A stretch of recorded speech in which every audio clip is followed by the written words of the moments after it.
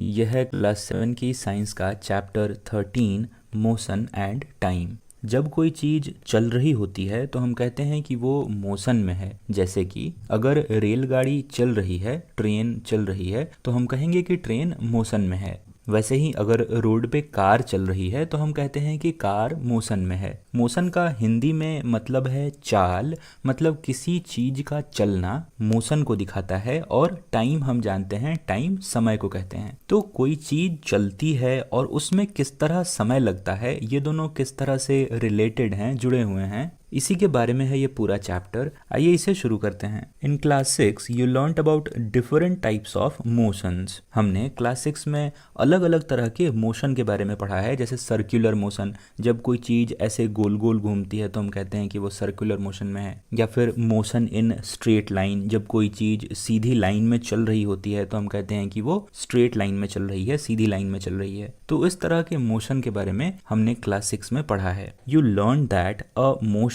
could be along a straight line, it could be circular और periodic। तो हमने इन तीन तरह के मोशन के बारे में जानना है। एक वो मोशन जो स्ट्रेट लाइन में हो, कोई चीज सीधी लाइन में चल रही हो, जैसे कार एक स्ट्रेट रोड पे चल रही हो तो हम कहेंगे कि कार का मोशन स्ट्रेट लाइन में है।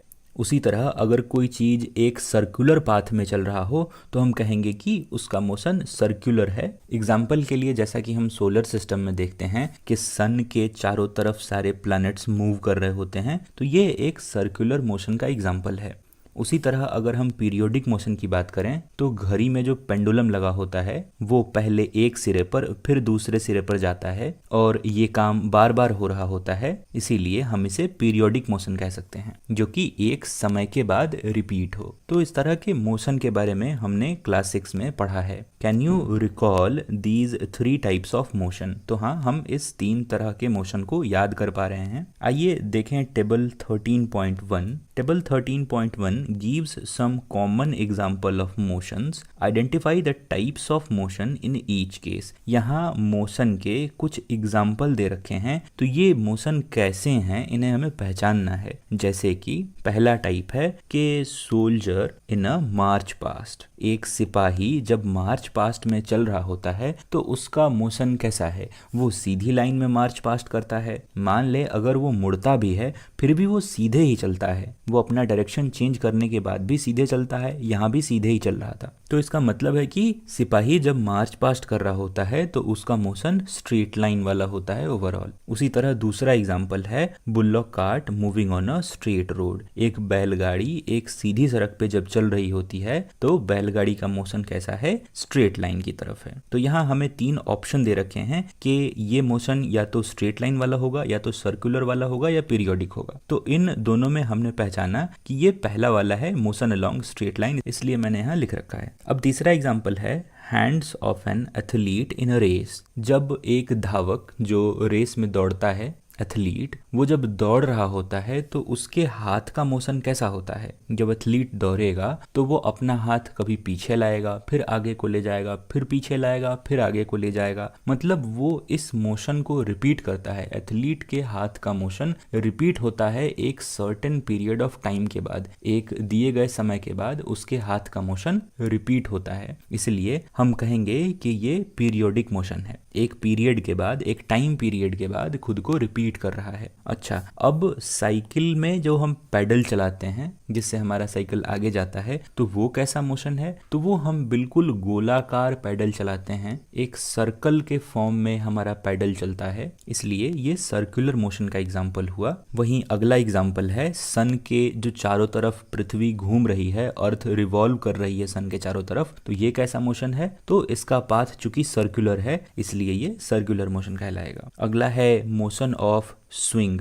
सिलाई मशीन का जो मोशन है, एक बार सिलाई मशीन का निडल कपड़े के अंदर जाता है, फिर बाहर आता है और फिर से अंदर जाता है, और ये प्रोसेस लगातार रिपीट होता है चूंकि, इसलिए हम कह सकते हैं कि ये एक पीरियोडिक मोशन है, बार बार खुद को रिपीट कर रहा है, एक गिवन पीरियड ऑफ टाइम के बाद खुद को रिपीट कर रहा है। उसी तरह अगर पेंडुलम के मोशन की बात करें तो घड़ी में जो भी पेंडुलम है वो एक पॉइंट पे आता है, फिर दूसरे पॉइंट पे जाता है, फिर वापस उसी पॉइंट पे आता है। तो पेंडुलम का मोशन भी खुद को एक गिवन पीरियड ऑफ टाइम के बाद रिपीट कर रहा है और वो सर्कुलर नहीं है, इसलिए हम उसे पीरियोडिक मोशन कह रहे हैं। It is a common experience that the motion of some objects is slow while that of some objects is fast. हमने ये चीज़ों को देखकर अनुभव किया है कि कुछ चीज़ें फास्ट मूव कर रही होती हैं, तेज चल रही होती हैं, वहीं कुछ चीज़ें धीरे चल रही होती हैं। तो अब हम इस स्लो और फास्ट का पता कैसे लगाते हैं, इसके बारे में है ये हमारा section 13.1। We know that some vehicles move faster than others. हम जानते हैं कि सड़क पे जो गाड़ियाँ चलती हैं उनमें से कुछ गाड़ियाँ दूसरे गाड़ियों के मुकाबले ज़्यादा तेज चलती हैं, कुछ गाड़ियाँ धीरे चलती हैं। Even the same vehicle may move faster or slower at different times. एक खास गाड़ी भी एक समय पे तेज और दूसरे समय पे धीरे चल सकती है। ये चलाने वाले के ऊपर है कि वो गाड़ी को तेज चलाए या धीरे चलाए। अगर हम बाहर से देखेंगे तो हमें लगेगा कि एक समय पे वो गाड़ी काफी तेज चल रही थी, अभी वो गाड़ी धीरे धीरे चल रही है। Make a list of 10 objects moving along a straight path. Straight path में, स्ट्रेट लाइन में मूव करने वाले 10 ऐसे ऑब्जेक्ट की एक लिस्ट बनाइए। इसमें से तो सबसे पहला आपका कार हो गया या कोई भी व्हीकल जो स्ट्रेट पाथ में चलता है। ऐसे और भी ऑब्जेक्ट्स जो आप इमेजिन कर पा रहे हैं जो स्ट्रेट पाथ में चलते होंगे, उनकी एक लिस्ट बनाइए। Group the motion of these objects as slow and fast. अब ये जो 10 ऑब्जेक्ट्स की लिस्ट आपने बनाई है जो स्ट्रेट लाइन में मूव करते हैं, ये आपके हिसाब से तेज चलने वाले हैं कि स्लो चलने वाले हैं। जैसे कि अगर एग्जांपल लें कार और बुल्लॉक कार्ट का, जो स्ट्रेट लाइन में चलेंगे तो बैलगाड़ी धीरे चलेगी और कार तेज चलेगा, तो कार के लिए हम फास्ट कह सकते हैं और बुल्लॉक कार्ट के लिए हम स्लो कह सकते हैं। तो इसी तरह 10 ऑब्जेक्ट्स जो आपने लिस्ट किए वे फास्ट हैं कि स्लो हैं, ये बताने की कोशिश कीजिए। How did you decide which object is moving slow and which one is moving fast? तो ये हमने कैसे डिसाइड किया कि बैलगाड़ी धीरे चलेगी और कार तेज चलेगा? ये हमने अपने अनुभव से डिसाइड किया। हमने देखा है कि बैलगाड़ी आमतौर पर धीरे धीरे चलती है और कार आमतौर पर तेज चलती है, इसलिए हम कह रहे हैं कि कार तेज चलने वाली गाड़ी है, बैलगाड़ी धीरे धीरे चलने वाली गाड़ी है। If vehicles are moving on a road in the same direction we can easily tell which one of them is moving faster than the other। अगर एक रोड पे गाड़ियां एक साथ चल रही हों तो हम पहचान कर कह सकते हैं कि कौन गाड़ी तेज चल रही है और कौन गाड़ी धीरे चल रही है। जो गाड़ी आगे निकल जाएगी वो ऑब्वियसली तेज चल रही होगी और जो गाड़ी पीछे छूट जाएगी वो गाड़ी जरूर ही धीरे चल रही होगी। Let us look at the motion of vehicles moving on a road. अब रोड पे गाड़ियां किस तरह चलती है, आइए उसके मोशन को देखें। इस एक्टिविटी 13.1 में गाड़ियां रोड पर यहाँ चल रही हैं और इनके मोशन को हम एक्टिविटी 13.1 में ऑब्जर्व करने वाले हैं। Look at figure 13.1। यह है हमारा फिगर 13.1। इसमें रोड पे एक ही डायरेक्शन में चल रही बहुत सारी गाड़ियां हैं। Vehicles moving in the same direction on a road. सारी गाड़ियां एक ही डायरेक्शन में मूव कर रही हैं। It shows the position of some vehicles moving on a road in the same direction at some instant of time. तो ये जो इमेज है वो किसी एक गिवन टाइम पे, मतलब कोई एक समय हम ले लें, उस समय पे गाड़ियों का क्या पोजीशन था रोड पे वो डिनोट करता है, दिखाता है। Now look at figure 13.2। It shows the position of the same vehicles after some time. मतलब 13.1 एक पहले की इमेज है और 13.2 उसके कुछ समय बाद की इमेज है। गाड़ियां वही हैं लेकिन इनका पोजीशन बदल गया है। आप देखेंगे कि ये जो हरी वाली गाड़ी है ये आगे आ गई है, इस पिछले वाले इमेज में हरी वाली गाड़ी पीछे थी, तो जरूर ही ये बाद की इमेज है और ये पहले की इमेज है। From your observation of the two figures answer the following question. इन दो फिगर को ऑब्जर्व करने के बाद, ये पहले वाली और ये दूसरे वाली फिगर को ऑब्जर्व करने के बाद हम इन क्वेश्चंस को आंसर करने की कोशिश करेंगे। पहला क्वेश्चन है कि which vehicle is moving the fastest of all. इन सभी गाड़ियों में सबसे तेज कौन चल रही है? तो वो गाड़ी जो पहले पिक्चर में सबसे पीछे रही होगी और दूसरे पिक्चर में सबसे आगे आ गई होगी, वो गाड़ी निश्चित ही सबसे तेज चल रही होगी। तो वैसी गाड़ी को अगर हम आइडेंटिफाई करने की कोशिश करें तो मुझे तो लग रहा है कि ये जो हरी वाली गाड़ी है ये पहले काफ़ी पीछे थी और नेक्स्ट इमेज में ये काफ़ी आगे आ गई है। तो मान लेते हैं कि हरी वाली गाड़ी सबसे तेज चल रही है। The distance moved by the object in a given interval of time can help us to to decide which one is faster और स्लोअर। एक निश्चित समय में, एक गिवन इंटरवल ऑफ टाइम में, मान लेते हैं 10 सेकंड में या 15 सेकंड में या 1 मिनट में, किसी गाड़ी ने कितना डिस्टेंस ट्रेवल किया है, कितनी दूरी तय की है, ये उसकी स्पीड को दिखाता है। मतलब वो गाड़ी तेज चल रही है कि स्लो चल रही है, हम इस बात से डिसाइड कर सकते हैं कि एक गिवन टाइम में, 1 मिनट में या 15 सेकंड में, वो गाड़ी दूसरे गाड़ियों की तुलना में कितना डिस्टेंस कवर करती है। ये जानने के बाद हम उसका स्पीड बता सकते हैं। तो वो फास्टर है या स्लोअर है, इसी फैक्ट से हम डिसाइड कर सकते हैं। For example, imagine that you have gone to see off your friend at the bus stand. Example के लिए सोचिए कि आप अपने दोस्त को बस स्टैंड पे छोड़ने गए थे। Suppose you start pedaling your bicycle at the same time as the bus begins to move. Bus stand पे आप अपने दोस्त को छोड़ने गए थे, आप साइकिल से गए थे, तो जैसे ही बस ने मूव करना शुरू किया, आपने भी अपने साइकिल को पैडल करना शुरू किया। लेकिन 5 मिनट के बाद the distance covered by you after 5 minutes would be much smaller than that covered by the bus. 5 minute बाद जितना डिस्टेंस बस कवर करेगी, उससे काफी कम डिस्टेंस आप कवर कर पाएंगे अपनी बाइसिकल से। Would you say that the bus is moving faster than the bicycle? तो इस केस में आप क्या कहेंगे? यही ना कि बस ज्यादा तेज चल रही है और मेरी साइकिल धीरे चल रही है। बस फास्टर है और मेरी साइकिल स्लोअर है। We often say that faster vehicle has higher speed. हम अक्सर ऐसा कहते हैं कि जो गाड़ी तेज चलती है उसकी स्पीड ज्यादा है। मतलब हमने डिसाइड किया कि ये गाड़ी तेज चल रही है, इसका मतलब यही है कि उसकी स्पीड ज्यादा है। इस स्पीड टर्म को हम ग्रेट डिटेल में देखने वाले हैं, अभी के लिए इसे जरा पार्क करते हैं। In a 100 metre race it is easy to decide whose speed is the highest. अगर एक 100 मीटर की रेस हो तो उसमें हम आसानी से डिटरमाइन कर पाते हैं, डिसाइड कर पाते हैं कि कौन सबसे तेज दौड़ा। जो सबसे पहले पहुंचेगा वो सबसे तेज दौड़ा। One who takes shortest time to cover the distance of 100 metres has the highest speed. वह आदमी जो इस 100 मीटर को कवर करने के लिए सबसे कम समय लेगा, सबसे पहले पहुंच जाएगा डेस्टिनेशन पे, वो इस 100 मीटर की रेस में सबसे तेज दौड़ा। यही मतलब है। तो ये कोई कितना तेज दौड़ा या फिर कोई गाड़ी कितनी तेज चल रही है, कोई गाड़ी कितनी धीरे चल रही है, इसको हम नापते हैं, मापते हैं। जो उसका यूनिट है वही है speed. Speed degree of fastness और स्लोनेस दिखाती है कि कोई गाड़ी कितनी तेज चल रही है। इस चीज को हम डिनोट करते हैं स्पीड के टर्म्स में। तो ये स्पीड क्या है, आइए देखें section 13.2 speed. You are probably familiar with the word speed. Speed हमने बहुतों बार सुना है, हम इससे फेमिलियर हैं। In the examples given above, a higher speed seem to indicate that a given distance has been covered in a shorter time. ऊपर के अगर 100 मीटर रेस वाले एग्जाम्पल को देखें तो इसमें डिस्टेंस ऑलरेडी गिवन है, मतलब 100 मीटर का डिस्टेंस फिक्स्ड है। इस 100 मीटर के डिस्टेंस को जो एथलीट, जो दौड़ने वाला आदमी सबसे कम समय में कंप्लीट कर लेगा, कवर कर लेगा, तो हम कहेंगे कि उसकी स्पीड सबसे ज्यादा थी। मतलब गिवन डिस्टेंस को, गिवन 100 मीटर के डिस्टेंस को जो सबसे कम समय में कवर करेगा, सबसे कम टाइम लेगा इसे कवर करने के लिए, हम कहेंगे कि उसकी स्पीड सबसे ज्यादा थी। मतलब इस तरह हायर स्पीड को हम डिनोट कर सकते हैं, दिखा सकते हैं। वही हायर स्पीड को डिनोट करने का एक दूसरा साधन भी है, वो कुछ इस तरह कि इस बार डिस्टेंस को फिक्स न किया जाए, इस बार टाइम को फिक्स कर लिया जाए। 5 मिनट में बस कितनी दूर गई और 5 मिनट में बाइसिकल कितनी दूर गई। तो अगर हम इसे कंपेयर करके देखेंगे तो पाएंगे कि 5 मिनट में बस काफी दूर चली गई और 5 मिनट में बाइसिकल काफी कम दूर गई। टाइम फिक्स करने के बाद जो सबसे ज्यादा डिस्टेंस चल पाए उसके बारे में हम कहेंगे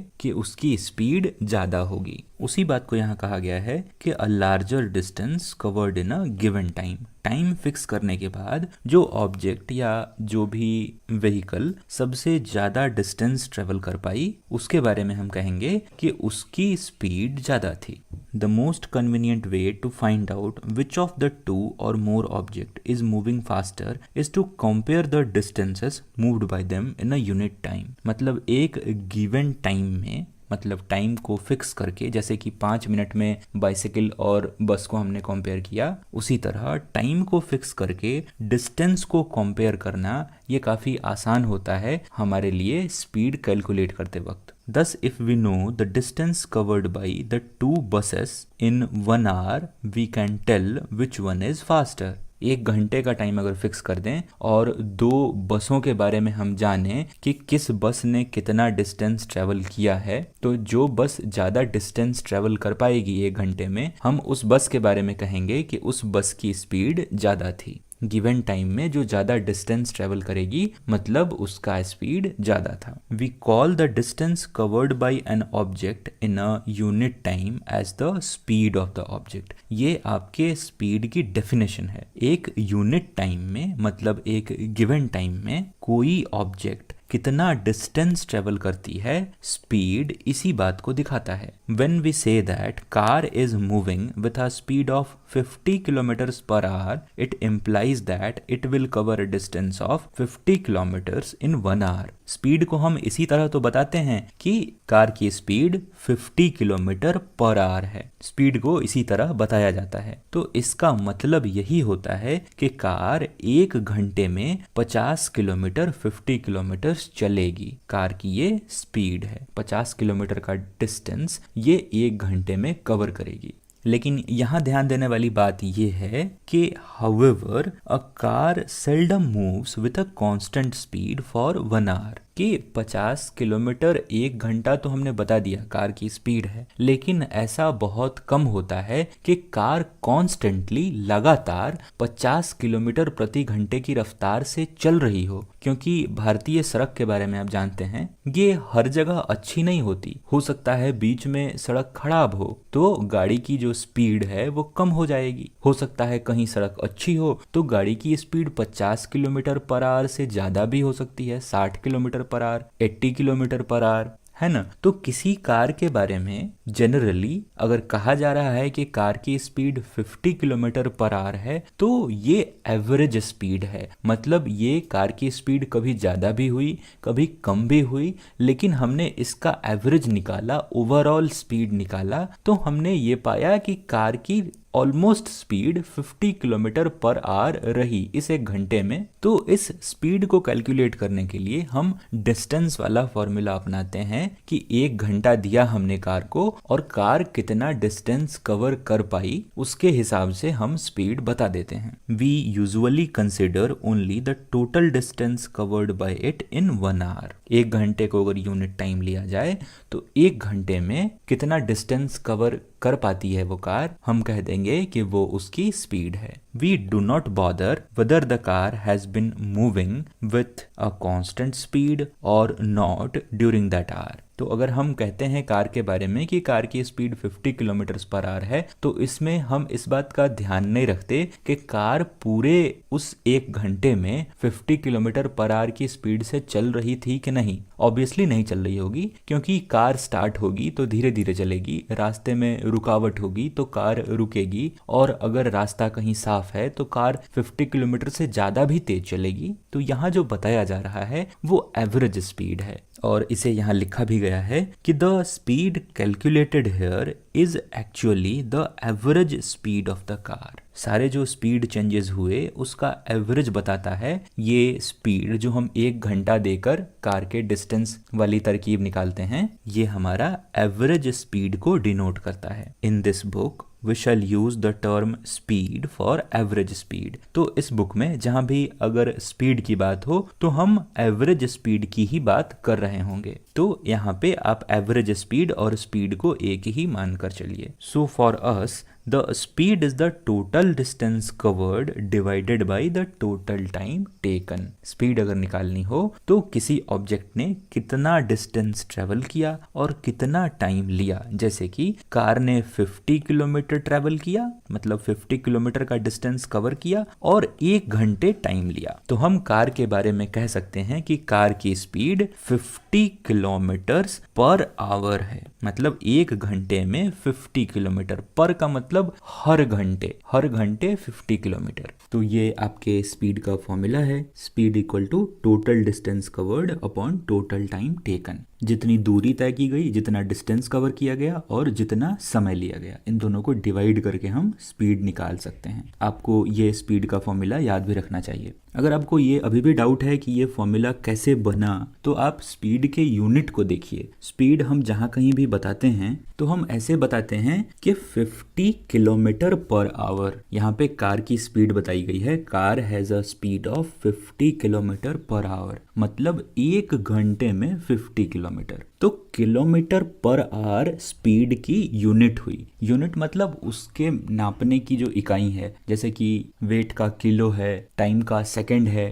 तो कितना किलोमीटर ट्रेवल हुआ कितने घंटे में, यही स्पीड है। तो यहाँ से आप इस फॉर्मूले को रिलेट कर पाएंगे कि कितना डिस्टेंस ट्रेवल किया गया और कितना टाइम लिया गया। इन दोनों को हम डिवाइड कर दें तो हमें स्पीड मिल जाएगा। और जनरली समझने के लिए हम टाइम को फिक्स कर देते हैं कि मान लो कि 1 घंटा दिया तुम्हें और 1 घंटे में जितना डिस्टेंस तुम कवर कर पाओगे वो तुम्हारी स्पीड होगी। तो किसी चीज़ की स्पीड हम इस तरह कैलकुलेट कर लेते हैं। तो आई होप कि स्पीड आपको क्लियर है, इसकी डेफिनेशन और इसका फॉर्मूला दोनों। आइए अब आगे देखें। In everyday life we seldom find objects moving with a constant speed over long distance और for long durations of time. आमतौर पे हम अपने जीवन में ऐसी कम ही चीजें देखते हैं जो काफी ज्यादा समय तक एक ही रफ्तार से चल रही हो। जैसे कि अगर कार का एग्जांपल लें तो कार 1 घंटे तक एक ही स्पीड में नहीं चलती, या बस या ट्रेन एक ही स्पीड से ज़्यादा देर तक नहीं चलती।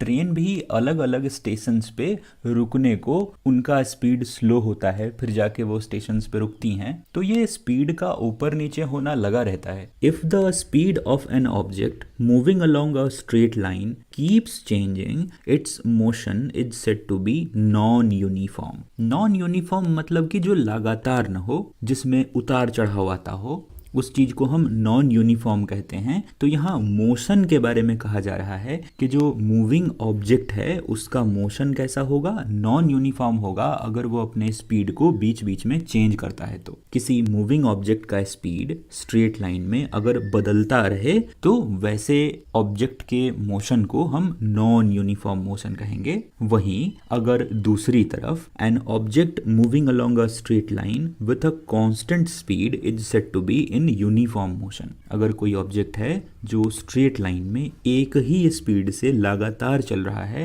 तो वैसे ऑब्जेक्ट को हम कहेंगे कि वो ऑब्जेक्ट यूनिफॉर्म मोशन में है। यूनिफॉर्म मतलब लगातार मोशन में। अगर 50 किलोमीटर पर आवर की स्पीड से चल रहा है तो लगातार चल रहा है 1 घंटे तक। ऐसा हम प्लैनेट्स के केस में देखते हैं कि सन के चारों तरफ जो अर्थ रिवॉल्व कर रहा है वो एक कांस्टेंट स्पीड से कर रहा है। इसके स्पीड में कमी या इसका स्पीड कभी ज़्यादा नहीं होता। ये एक कांस्टेंट स्पीड से, एक फिक्स स्पीड से सन के चारों तरफ रिवॉल्व कर रही है। तो वैसे स्पीड को हम यूनिफॉर्म मोशन कह सकते हैं। In this case the average speed is the same as the actual speed. अगर स्पीड 1 घंटे तक बदली ही नहीं तो हम एवरेज स्पीड जो भी निकालेंगे वो एक्चुअल स्पीड के बराबर ही होगी। अब नॉन यूनिफॉर्म मोशन में चूंकि स्पीड बदल रही थी, कभी 10 किलोमीटर पर आवर थी, कभी 20 किलोमीटर पर आवर थी, कभी 70 किलोमीटर पर आवर थी, तो इन सबको जोड़ के हमने नंबर ऑफ इटरेशन से डिवाइड किया, एवरेज ऐसे ही निकालते हैं, तो हमें जो भी स्पीड मिलेगी वो एवरेज स्पीड होगी। लेकिन चूंकि यूनिफॉर्म मोशन के केस में स्पीड चेंज ही नहीं हो रही है, गाड़ी लगातार 50 किलोमीटर पर आवर के स्पीड से चल रही है 1 घंटे तक, तो जितनी भी इटरेशंस लेंगे वो हमारी 50 की ही होगी। अगर मान लेते हैं हमने 4 पॉइंट से स्पीड उठाई तो वो सारी 50-50-50 होंगी और उसे हम 4 से डिवाइड करेंगे तो हमें 50 ही मिलेगा। इसीलिए इस लाइन में कहा गया है कि यूनिफॉर्म मोशन के केस में जो भी एवरेज स्पीड होगी वो एक्चुअल स्पीड के बराबर होगी, क्योंकि स्पीड चेंज ही नहीं कर रही है। तो आई बिलीव आपको यूनिफॉर्म मोशन और नॉन यूनिफॉर्म मोशन क्लियर है। अब we can determine the speed of a given object once we can measure the time taken by it to cover a certain distance। किसी भी object के speed को determine करने के लिए हमें 2 बातें पता होनी चाहिए। पहला कि उस ऑब्जेक्ट ने कितने समय में कितनी दूरी तय की है। अगर हमें ये दो बातें पता हो, समय और दूरी, कितना डिस्टेंस ट्रेवल किया और कितना समय लगा उसे, ये दोनों चीजें अगर हमें पता हो तो हम उसका स्पीड निकाल सकते हैं। In class 6 you learn how to measure distances. Class 6 में डिस्टेंस को कैसे मापना है ये हमने सीखा है, स्केल की मदद से, क्लासमेट की मदद से। आई होप आपको याद होगा। But how do we measure time, let us find out. अब चूंकि हम डिस्टेंस मेजर करना जानते हैं कि स्केल से नाप लेंगे, या फिर किलोमीटर हमारा पैमाना है, किलोमीटर से नाप लेंगे, माइलस्टोन्स लगे होते हैं उनसे नाप लेंगे, लेकिन टाइम को कैसे नापते हैं, टाइम को मेजर करने के क्या तरीके हैं, आइए इसके बारे में पता करें। सेक्शन है 13.3 measurement of time. If you did not have a clock, how would you decide what time of the day it is? अगर आपके पास एक घड़ी नहीं है तो आप ये कैसे पता करते हैं कि अभी क्या समय हुआ है? Have you ever wondered how our elders could tell the approximate time of the day by just looking at shadows? क्या आपने कभी ये आश्चर्य किया है कि जो हमारे बड़े हैं, जैसे हमारे दादाजी, केवल शैडो को देखकर, केवल आदमी की या किसी ऑब्जेक्ट की छाया को देखकर ये बता देते हैं कि अभी कितना बज रहा होगा? अगर हम अपने किसी बड़े से पूछें कि अनुमान से बताइए अभी कितना समय हो रहा होगा, तो वो किसी ऑब्जेक्ट के शैडो को देख के या आमतौर पर अनुमान से बता देते हैं कि अभी 1 बज रहा होगा, 2 बज रहा होगा, 10 बज रहा होगा, है कि नहीं? तो टाइम का हम अनुमान भी लगा सकते हैं। How do we measure time interval of a month, a year? तो ये तो घंटे की बात हुई कि चलो शैडो को देखकर हम बता देते हैं, या सन के लाइट को देखकर हम बता देते हैं कि कितना समय हो रहा होगा अप्रोक्सीमेटली। लेकिन अगर एक बड़े टाइम की बात करें कि एक महीने का समय हम कैसे मेजर करते हैं, या फिर एक साल का समय हम कैसे मेजर करते हैं, तो महीने में हमने दिन फिक्स कर रखे हैं, साल में भी हमने दिन फिक्स कर रखे हैं कि महीने में 30 दिन होंगे, साल में 365 या 366 दिन होंगे। तो ऐसी व्यवस्था हमने कर रखी है। लेकिन जो हमारे एंसेस्टर्स थे वे कैसे इस चीज को मेजर करते थे, आइए उसे देखें। Our ancestors noticed that many events in nature repeat themselves after definite intervals of time. हमारे जो पूर्वज थे, हमारे जो एंसेस्टर्स थे, उन्होंने ये नोटिस किया था कि हमारे आसपास, हमारे नेचर में बहुत सारी ऐसी चीज़ें हैं जो एक फिक्स टाइम के बाद, एक डेफिनिट इंटरवल ऑफ टाइम के बाद खुद को रिपीट करती हैं।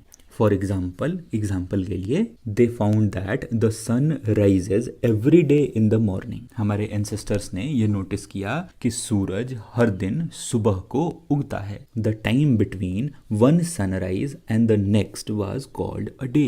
एक सूर्योदय से लेकर, मतलब सूरज के एक बार उगने से लेकर सूरज के अगले बार उगने तक के समय को एक दिन कहा उन्होंने, जो आज भी वैलिड है। एक सनराइज से नेक्स्ट सनराइज तक को हम आज भी एक दिन कहते हैं। Similarly a month was measured from one new moon to the next. उसी तरह महीने के मेजरमेंट के लिए हमारे एंसेस्टर्स एक न्यू मून से अगले न्यू मून तक के टाइम को डिटरमाइन करते थे कि ये एक महीने का टाइम है। आज चांद जो पहली बार उगा है, सबसे पतला वाला चांद, और ये फिर धीरे धीरे पूरा होगा, पूर्णिमा आएगी, फिर अमावस्या आएगी, और फिर जो चांद निकलेगा, तो ये जो पूरा ड्यूरेशन है एक न्यू मून से अगले न्यू मून का, इसे ही वो मंथ कहते थे, एक महीना कहते थे। Year was fixed as the time taken by the earth to complete one revolution of the sun. एक साल उस समय को कहते थे कि अर्थ जब सन का एक चक्कर लगा ले, एक रेवोल्यूशन पूरा कर ले, तो इस पूरे टाइम पीरियड को 1 ईयर कहा जाता था। अर्थ ने सन का चक्कर लगाया, रेवोल्यूशन पूरा किया, इस टाइम पीरियड को 1 ईयर कहते हैं। तो ये टाइम हमारे एंसेस्टर्स के द्वारा फिक्स किया गया था। उनके पास घड़ी नहीं थी, उनके पास कैलेंडर नहीं थे, तो नेचर में हो रहे इवेंट्स को नोटिस करके उन्होंने ये टाइम पीरियड बनाई थी, और ये बहुत हद तक आज भी वैलिड है। Often we need to measure intervals of time which are much shorter than a day. लेकिन यहाँ पे दिन, महीने और साल की बात है, लेकिन आमतौर पर हमें ऐसे टाइम इंटरवल्स मेज़र करने होते हैं जो एक दिन से छोटे होते हैं। जैसे कि हमें 1 घंटा मेज़र करना है, हमें 10 मिनट मेज़र करना है। तो ऐसे कामों को करने के लिए क्या करें? तो ऐसे काम हम क्लॉक की मदद से करते हैं, घड़ियों की मदद से करते हैं। क्लॉक्स और watches are perhaps the most common time measuring devices. हमारे आसपास ये जो घड़ियां हैं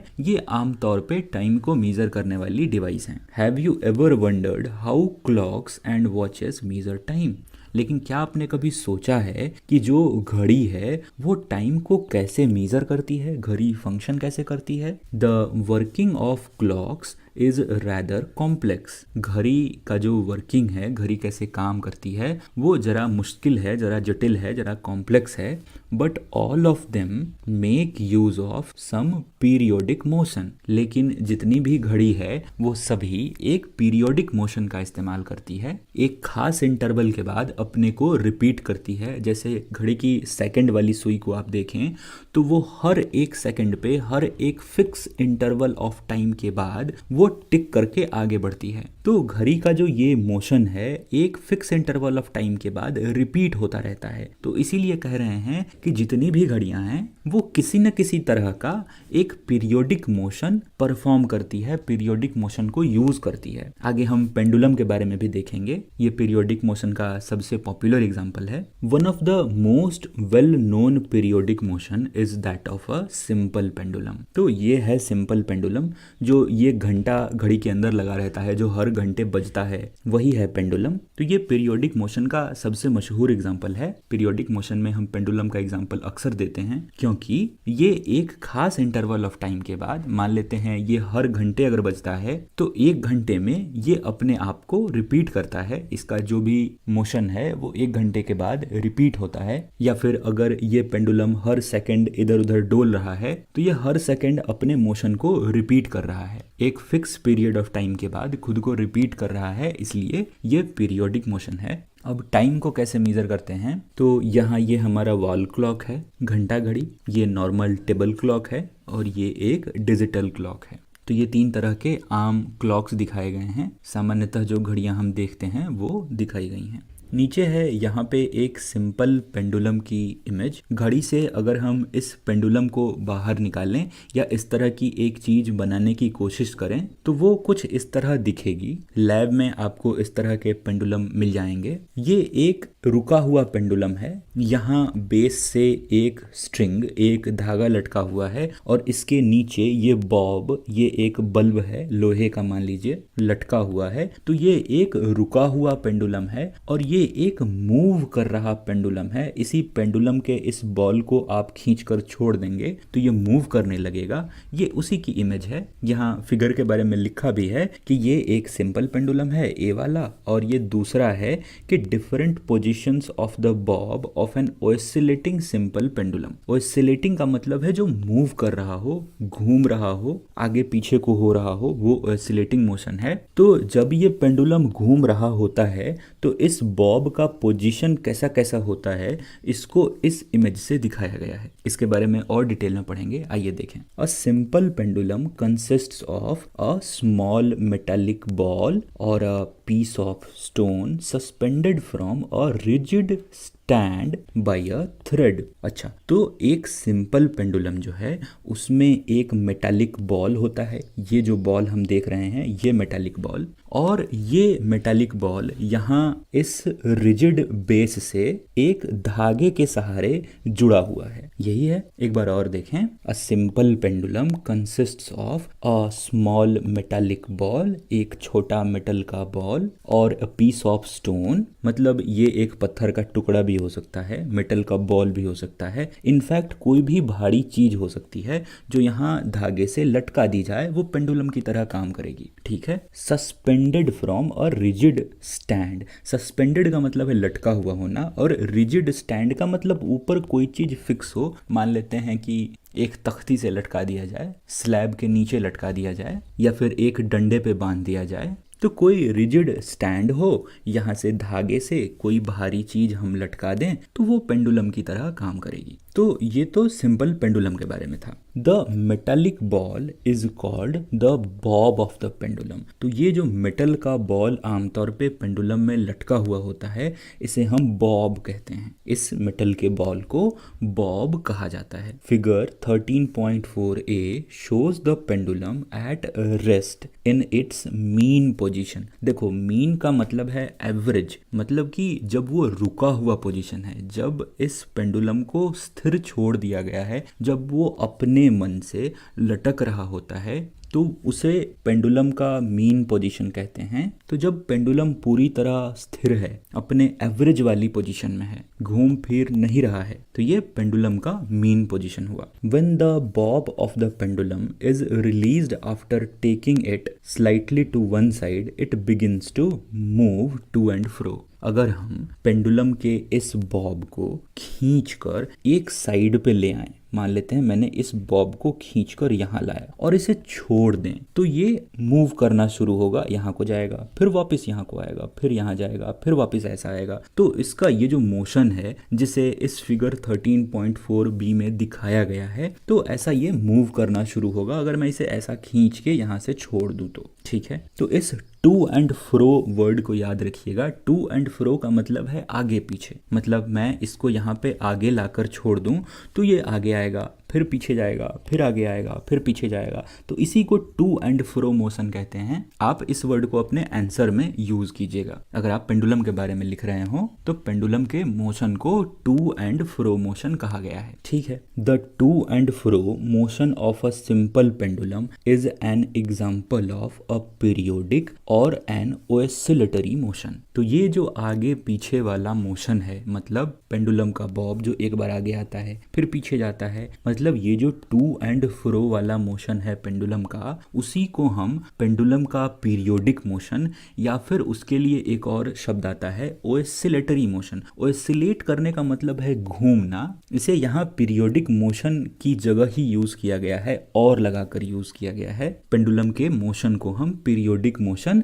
या फिर ओसिलेटरी मोशन कहते हैं, घूमने वाला मोशन कहते हैं। तो यहाँ से कुछ टेक अवे बातें हैं, कुछ एक बातें याद रखिएगा। ये बॉब याद रखिएगा कि पेंडुलम के इस नीचे लटके वाले पोर्शन को, इस बल्ब को बॉब कहते हैं। पेंडुलम का मोशन टू एंड फ्रो होता है, ये आगे पीछे वाला मोशन होता है। जब पेंडुलम शांति से लटक रहा हो तो इसे इस पेंडुलम का मीन पोजीशन कहते हैं। मीन का जनरल मतलब एवरेज होता है, मतलब जब ये घूम रहा होगा, जो भी इसका मोशन होगा, इसके जो बीच का टाइम है, इसके जो बीच का पोजीशन है, ये इसका एवरेज होगा, तो इसीलिए इसे मीन कहा गया है। तो जब ये शांति से बैठा हो तो ये इस पेंडुलम का मीन पोजीशन है। और पेंडुलम का जो मोशन होता है वो पीरियोडिक मोशन का एग्जाम्पल है। इस पीरियोडिक मोशन को हम ओसिलेटरी मोशन भी कहते हैं। The pendulum is said to have completed one oscillation when its bob starting from its mean position O moves to A to B and back to O. ये देखिए, ये कहाँ है, ये ए है, ये ओ है, ये बी है। ओ मतलब ओरिजिनल पोजीशन, जहां पेंडुलम पहले था। ठीक है, इस ओ से हमने पेंडुलम को उठाया, यहाँ ए तक लाया। अब हमने पेंडुलम को यहाँ से छोड़ा तो ये ओ से पहले ए तक आएगा। अब की बार ये ए से वापस ओ तक जाएगा जब हम इसे छोड़ देंगे। ओ से फिर ये बी तक जाएगा, फिर बी से ओ को आएगा, फिर ओ से ए को आएगा, और फिर ए से वापस ओ को चला जाएगा, और ये चीज रिपीट होती रहेगी। तो यहाँ पे ए बी ओ जो लिखा गया है उसे घबराइए नहीं, इसे इमेज में देखिएगा तो काफी क्लियर होगा। तो यहाँ एक ओसिलेशन के बारे में बताया गया है कि एक ओसिलेशन हम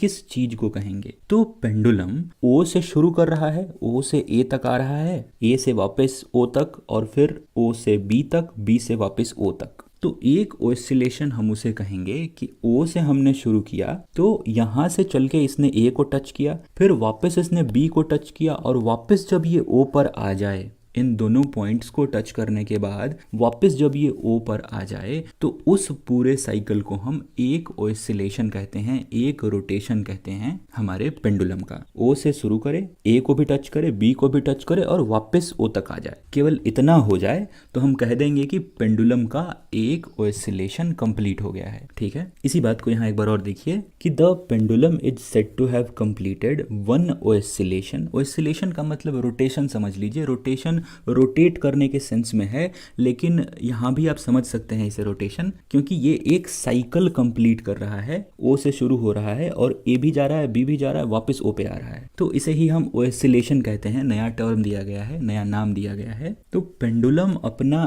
एक साइकिल तब कंप्लीट किया हुआ माना जाता है जब ये अपने मीन पोजीशन ओ से शुरू करे, फिर मूव करे ए तक, मतलब ओ से मूव किया ए तक, और फिर ए से जाए बी तक, ए से गया बी तक, और फिर बी से आ जाए वापस ओ तक। ओ से शुरू किया, वापस ओ पर आ गया, दोनों पॉइंट को टच करते हुए। तो ऐसे को हम कहेंगे कि पेंडुलम ने एक ऑसिलेशन पूरा किया, एक साइकिल पूरा किया, एक रोटेशन पूरा किया, ऐसे समझिए। ठीक है, आई होप आपको ये ऑसिलेशन क्लियर है। The pendulum also completes one oscillation when its bob moves from one extreme position A to the other extreme position B and comes back to A. तो यहाँ तो ओ को एक रेफरेंस पॉइंट मान के बताया जा रहा था एक ऑसिलेशन को, कि अगर हम मानते हैं कि ये ओ से शुरू कर रहा है, अगर हम ए को स्टार्टिंग पॉइंट माने तो एक ऑसिलेशन को हम ऐसे बताएंगे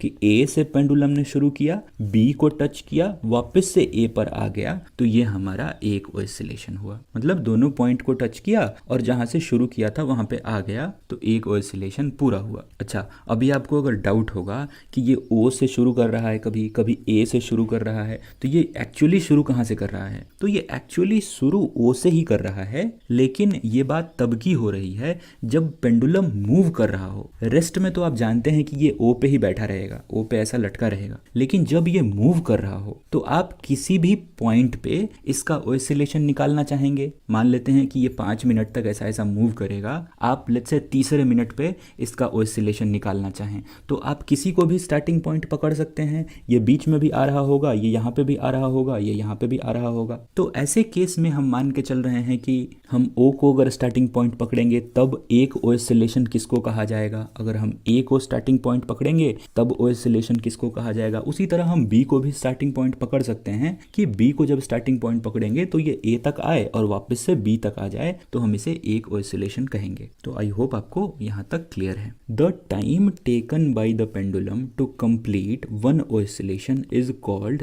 it's time period. Time period की ये डेफिनेशन है, इसे ध्यान रखिएगा कि एक पेंडुलम को एक ऑसिलेशन कंप्लीट करने में जितना टाइम लगता है पेंडुलम का, वही टाइम पीरियड है। तो इसीलिए मैंने कहा कि जब ये मूव कर रहा हो तो उसके किसी पॉइंट पे अगर आपको टाइम पीरियड निकालना पड़े कि अभी क्या टाइम पीरियड चल रहा है पेंडुलम का हमारे, तो उस पॉइंट पे आपको ऑसिलेशन निकालना पड़ेगा, क्योंकि एक ऑसिलेशन को कंप्लीट करने में जितना टाइम लगा उसी को टाइम पीरियड कहते हैं। तो इसीलिए मैंने इन रेफरेंसेस की चर्चा की कि संभव है आप ए को स्टार्टिंग मान लें, बी को स्टार्टिंग मान लें, या फिर ओ को स्टार्टिंग मान लें, और वहां से आप अपना एक साइकिल देख लें और उसका टाइम अगर हम नोट कर लेंगे तो हमें पता चल जाएगा कि कितना टाइम पीरियड है, कितना टाइम लगा एक ऑसिलेशन, एक साइकिल, एक रोटेशन को कंप्लीट करने में इस हमारे पेंडुलम को। टाइम पीरियड की डेफिनेशन ध्यान रखिएगा, एक ऑसिलेशन में लगा टाइम टाइम पीरियड होता है, एक ऑसिलेशन को कंप्लीट करने का टाइम टाइम पीरियड होता है। और ऑसिलेशन कैसे निकालते हैं? दोनों सिरे को छू के आ जाए हमारा पेंडुलम वहीं पे जहां से शुरू किया था, वो हमारा एक ऑसिलेशन हुआ। तो आई होप आपको ये ऑसिलेशन क्या है ये आप समझ गए होंगे और टाइम पीरियड भी आप समझ गए होंगे। ये चीजें याद रखिएगा, ये आपको क्लास 12 तक काम आएंगी। आइए देखें ये activity 13.2। Set up a simple pendulum as shown in figure 13.4a। तो जिस तरह 13.4a में दिखाया गया है कि एक रिजिड पॉइंट से इस तरह धागे को बांध के बॉब को लटका दिया गया है, इस तरह का एक पेंडुलम सेटअप करने का, बनाने का कोशिश कीजिए, ट्राई कीजिए। विथ अ थ्रेड और a string of length nearly 1 metre. तो हम जो पेंडुलम बना रहे हैं उसमें जो ये स्ट्रिंग की लंबाई है, हमारे धागे की लंबाई है जिससे ये बॉब लटकेगा, उसे हम 1 मीटर रखेंगे। 1 मीटर हमारे धागे की लंबाई होगा। Switch off any fans near by, अगर कमरे में कोई पंखा चल रहा हो तो उसे बंद कर दीजिए, क्योंकि अगर पंखा चलेगा तो ये जो धागा है हमारा संभव है मूव करे। पंखे की हवा अगर तेज होगी और बॉब जो है उसका वेट अगर कम होगा तो संभव है ये पेंडुलम अपने आप ही मूव करना शुरू कर दे। इसलिए कहा गया है कि पंखे को आप बंद कर दें, स्विच ऑफ कर दें। Let the bob of the pendulum come to rest by its mean position, आप जब इसे सेट कर रहे होंगे तो जब छोड़ेंगे तो ये हिलडुल रहा होगा, तो थोड़ी देर इंतजार कीजिए, इसे अपने मीन पोजीशन में आने दीजिए, बॉब को रुकने दीजिए, पेंडुलम को शांत होने दीजिए। Mark the mean position of the bob on the floor below it और on the wall behind it. आपने जो पेंडुलम ये लटका रखा है, जब ये शांत हो जाए तो इसका जो भी पोजीशन है ये कहाँ पे रुका हुआ है अपने शांत पोजीशन में, इसे नोट करने का ट्राई कीजिए। इसे आप जमीन पे भी नोट कर सकते हैं, ग्राउंड पे, या फिर इसके पीछे जो दीवार है आप वहाँ पे भी नोट कर सकते हैं कि ये मीन पोजीशन है हमारे पेंडुलम का, ये एवरेज पोजीशन है हमारे पेंडुलम का। यहाँ पे हमारा पेंडुलम रुका हुआ था, वो पॉइंट आप मार्क कीजिए। To measure the time period of the pendulum we will need a stop watch. अगर पेंडुलम का टाइम पीरियड निकालना है और एक्यूरेटली निकालना है तो हमें एक स्टॉप वॉच की जरूरत होगी, क्योंकि स्टॉप वॉच काफी छोटे प्रिसीजन से मेजर करता है, मिली सेकेंड्स में मेजर करता है, और टाइम पीरियड काफ़ी छोटा समय होगा, मिली सेकेंड्स में होगा। तो अगर हम स्टॉप वॉच को यूज़ करेंगे टाइम पीरियड निकालते वक्त तो हमें काफ़ी एक्यूरेट रीडिंग मिलेगी। However if a stop watch is not available, a table clock or a wrist watch can be used. अगर आपके पास स्टॉप वॉच नहीं है तो एक रिस्ट वॉच, कलाई वाली घड़ी, या फिर एक वॉल क्लॉक भी हम यूज़ कर सकते हैं, या फिर एक टेबल क्लॉक भी यूज कर सकते हैं। To set the pendulum in motion gently hold the bob and move it slightly to one side. Pendulum को मोशन में लाने के लिए, पेंडुलम को मूव कराने के लिए इस पेंडुलम को बड़ी सावधानी से पकड़िए और इसे एक सिरे पर लाकर एक तरफ लाकर छोड़ दीजिए, तो पेंडुलम मूव करने लगेगा, पेंडुलम में मोशन शुरू हो जाएगा। Make sure that the string attached to the bob is taut while you displace it. तो ये ध्यान रखें कि जब आप पेंडुलम को पकड़ के ऐसे छोड़ने जा रहे हो तो ये जो पेंडुलम का धागा है ये तना हुआ रहे, ये टाइट रहे, ये ध्यान रखिए। टॉट का मतलब है जो तना हुआ रहे, टाइट रहे, स्ट्रेच्ड रहे, और डिस्प्लेस का मतलब जब हम उसे ले जा रहे हों एक पॉइंट से दूसरे पॉइंट पर, जब हम इसे छोड़ने वाले हों उस टाइम पे हम ये ध्यान रखेंगे कि बॉब का जो भी स्ट्रिंग है, पेंडुलम का जो स्ट्रिंग है जिससे बॉब लगा हुआ है वो टाइट रहे। Now release the Bob from its displaced position. Displaced position का मतलब जब हम इस बॉब को यहाँ तक खींच कर ले आए तो ये इसका डिस्प्लेस्ड पोजिशन हुआ, और इसी हम डिस्प्लेस्ड पोजीशन से इस बॉब को छोड़ देंगे तो ये बॉब आगे मूव करना शुरू करेगा। Remember that the bob is not to be pushed when it is released. ध्यान रखें कि जब आप बॉब को खींचकर यहाँ पर लाए हों तो इसे ढकेलना नहीं है, इसे आगे की तरफ धक्का नहीं देना है, बस छोड़ देना है। छोड़ देने मात्र से ये बॉब मूव करना शुरू करेगा। Note the time on the clock when the bob is at its mean position. Instead of the mean position, you may note the time when the bob is at one of its extreme position. पहले तो इन्होंने कहा कि आप Bob के इस mean वाले position का टाइम नोट कर लीजिए, लेकिन इसमें दिक्कत क्या होगी कि जब ये बॉब रेस्ट पे था, इसे हम यहाँ तक ले आने वाले हैं, बॉब यहाँ पे जब आएगा उसके बाद हम इसे रिलीज करेंगे तो बॉब को यहाँ से यहाँ तक आने में भी कुछ टाइम लगेगा।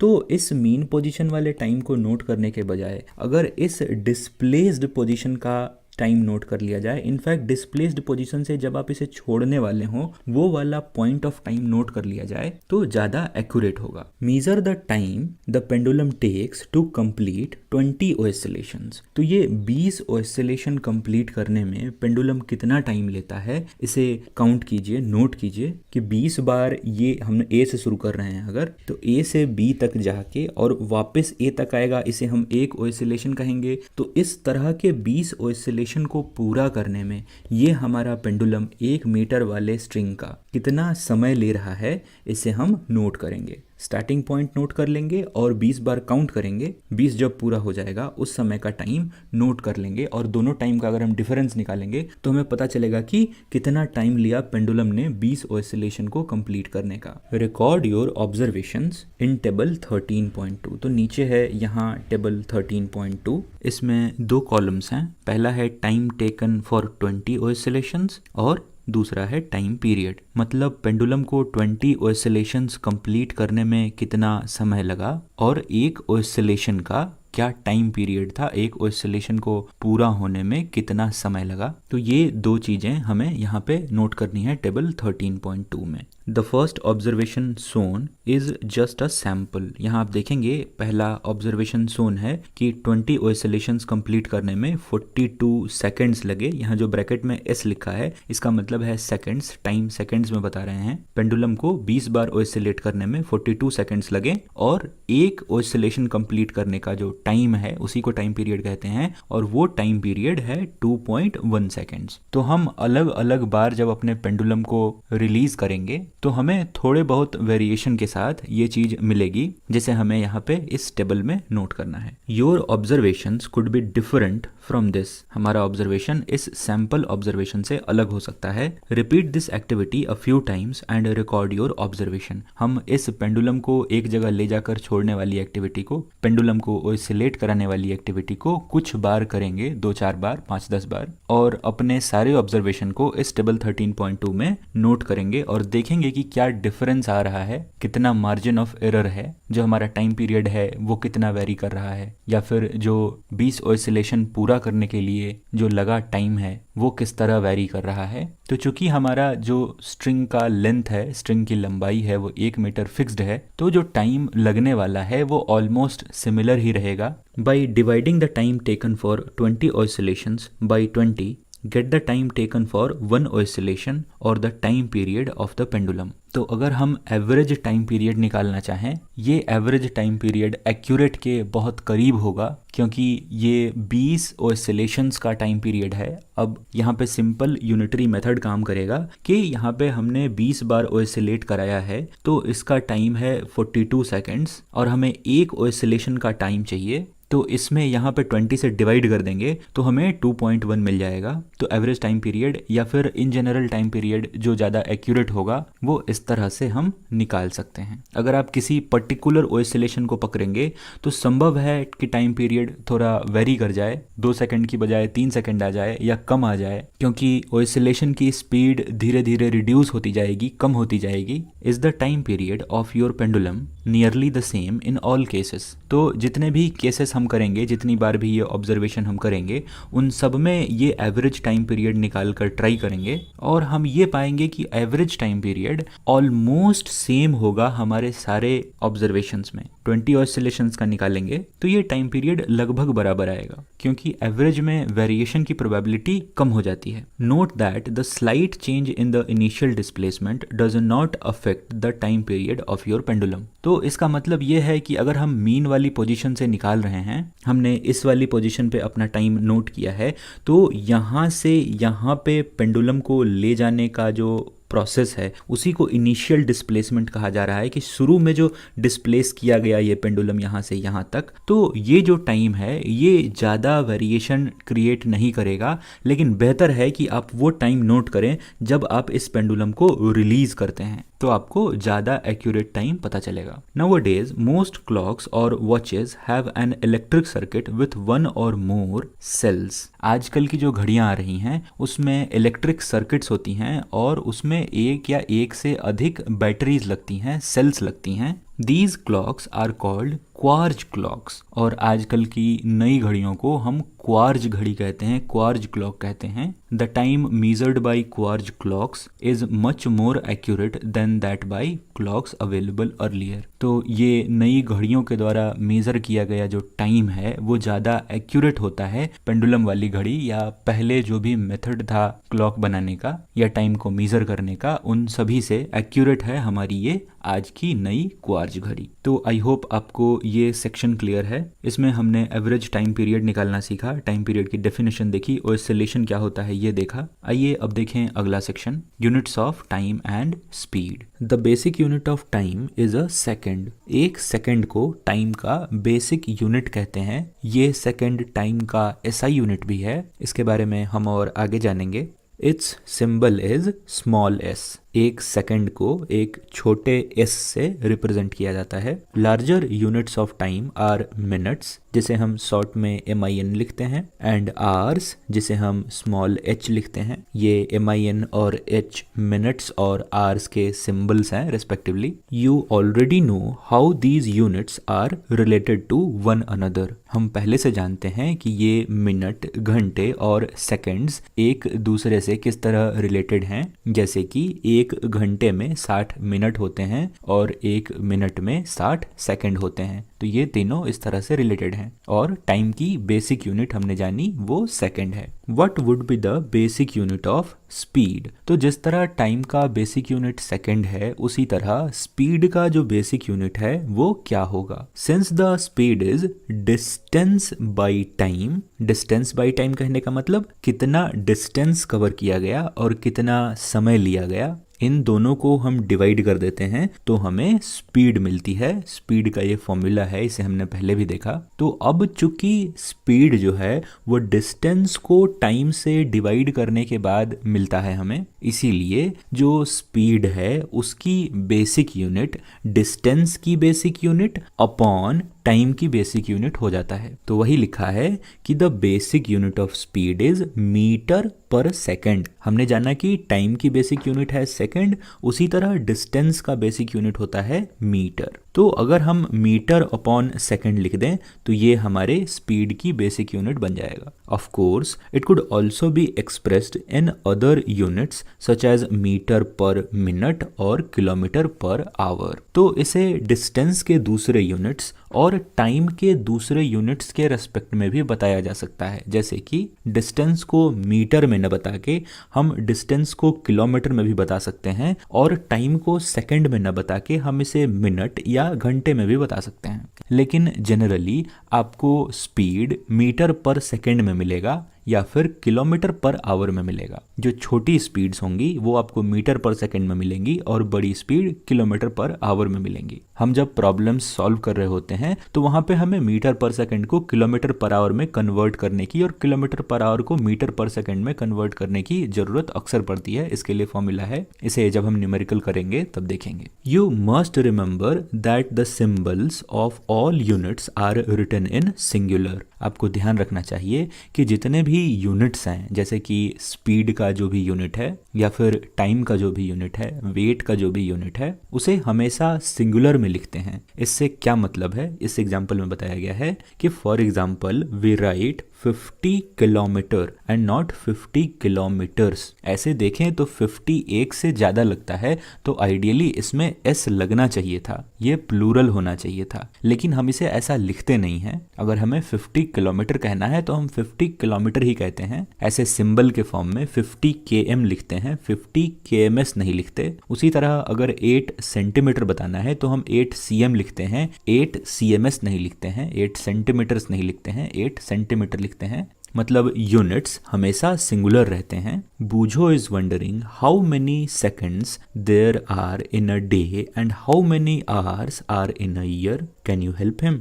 तो एक दिन में कितने सेकंड है ये बूझो निकालना चाहता है। तो हमें एक मिनट में 60 सेकंड है ये पता है, एक घंटे में 60 मिनट हैं ये पता है, दिन में 24 घंटे हैं हमें ये पता है। तो इन सभी को अगर गुना कर लें, इन सभी को अगर मल्टीप्लाई कर लें तो हमें पता चल जाएगा कि एक दिन में कितने सेकंड्स हैं।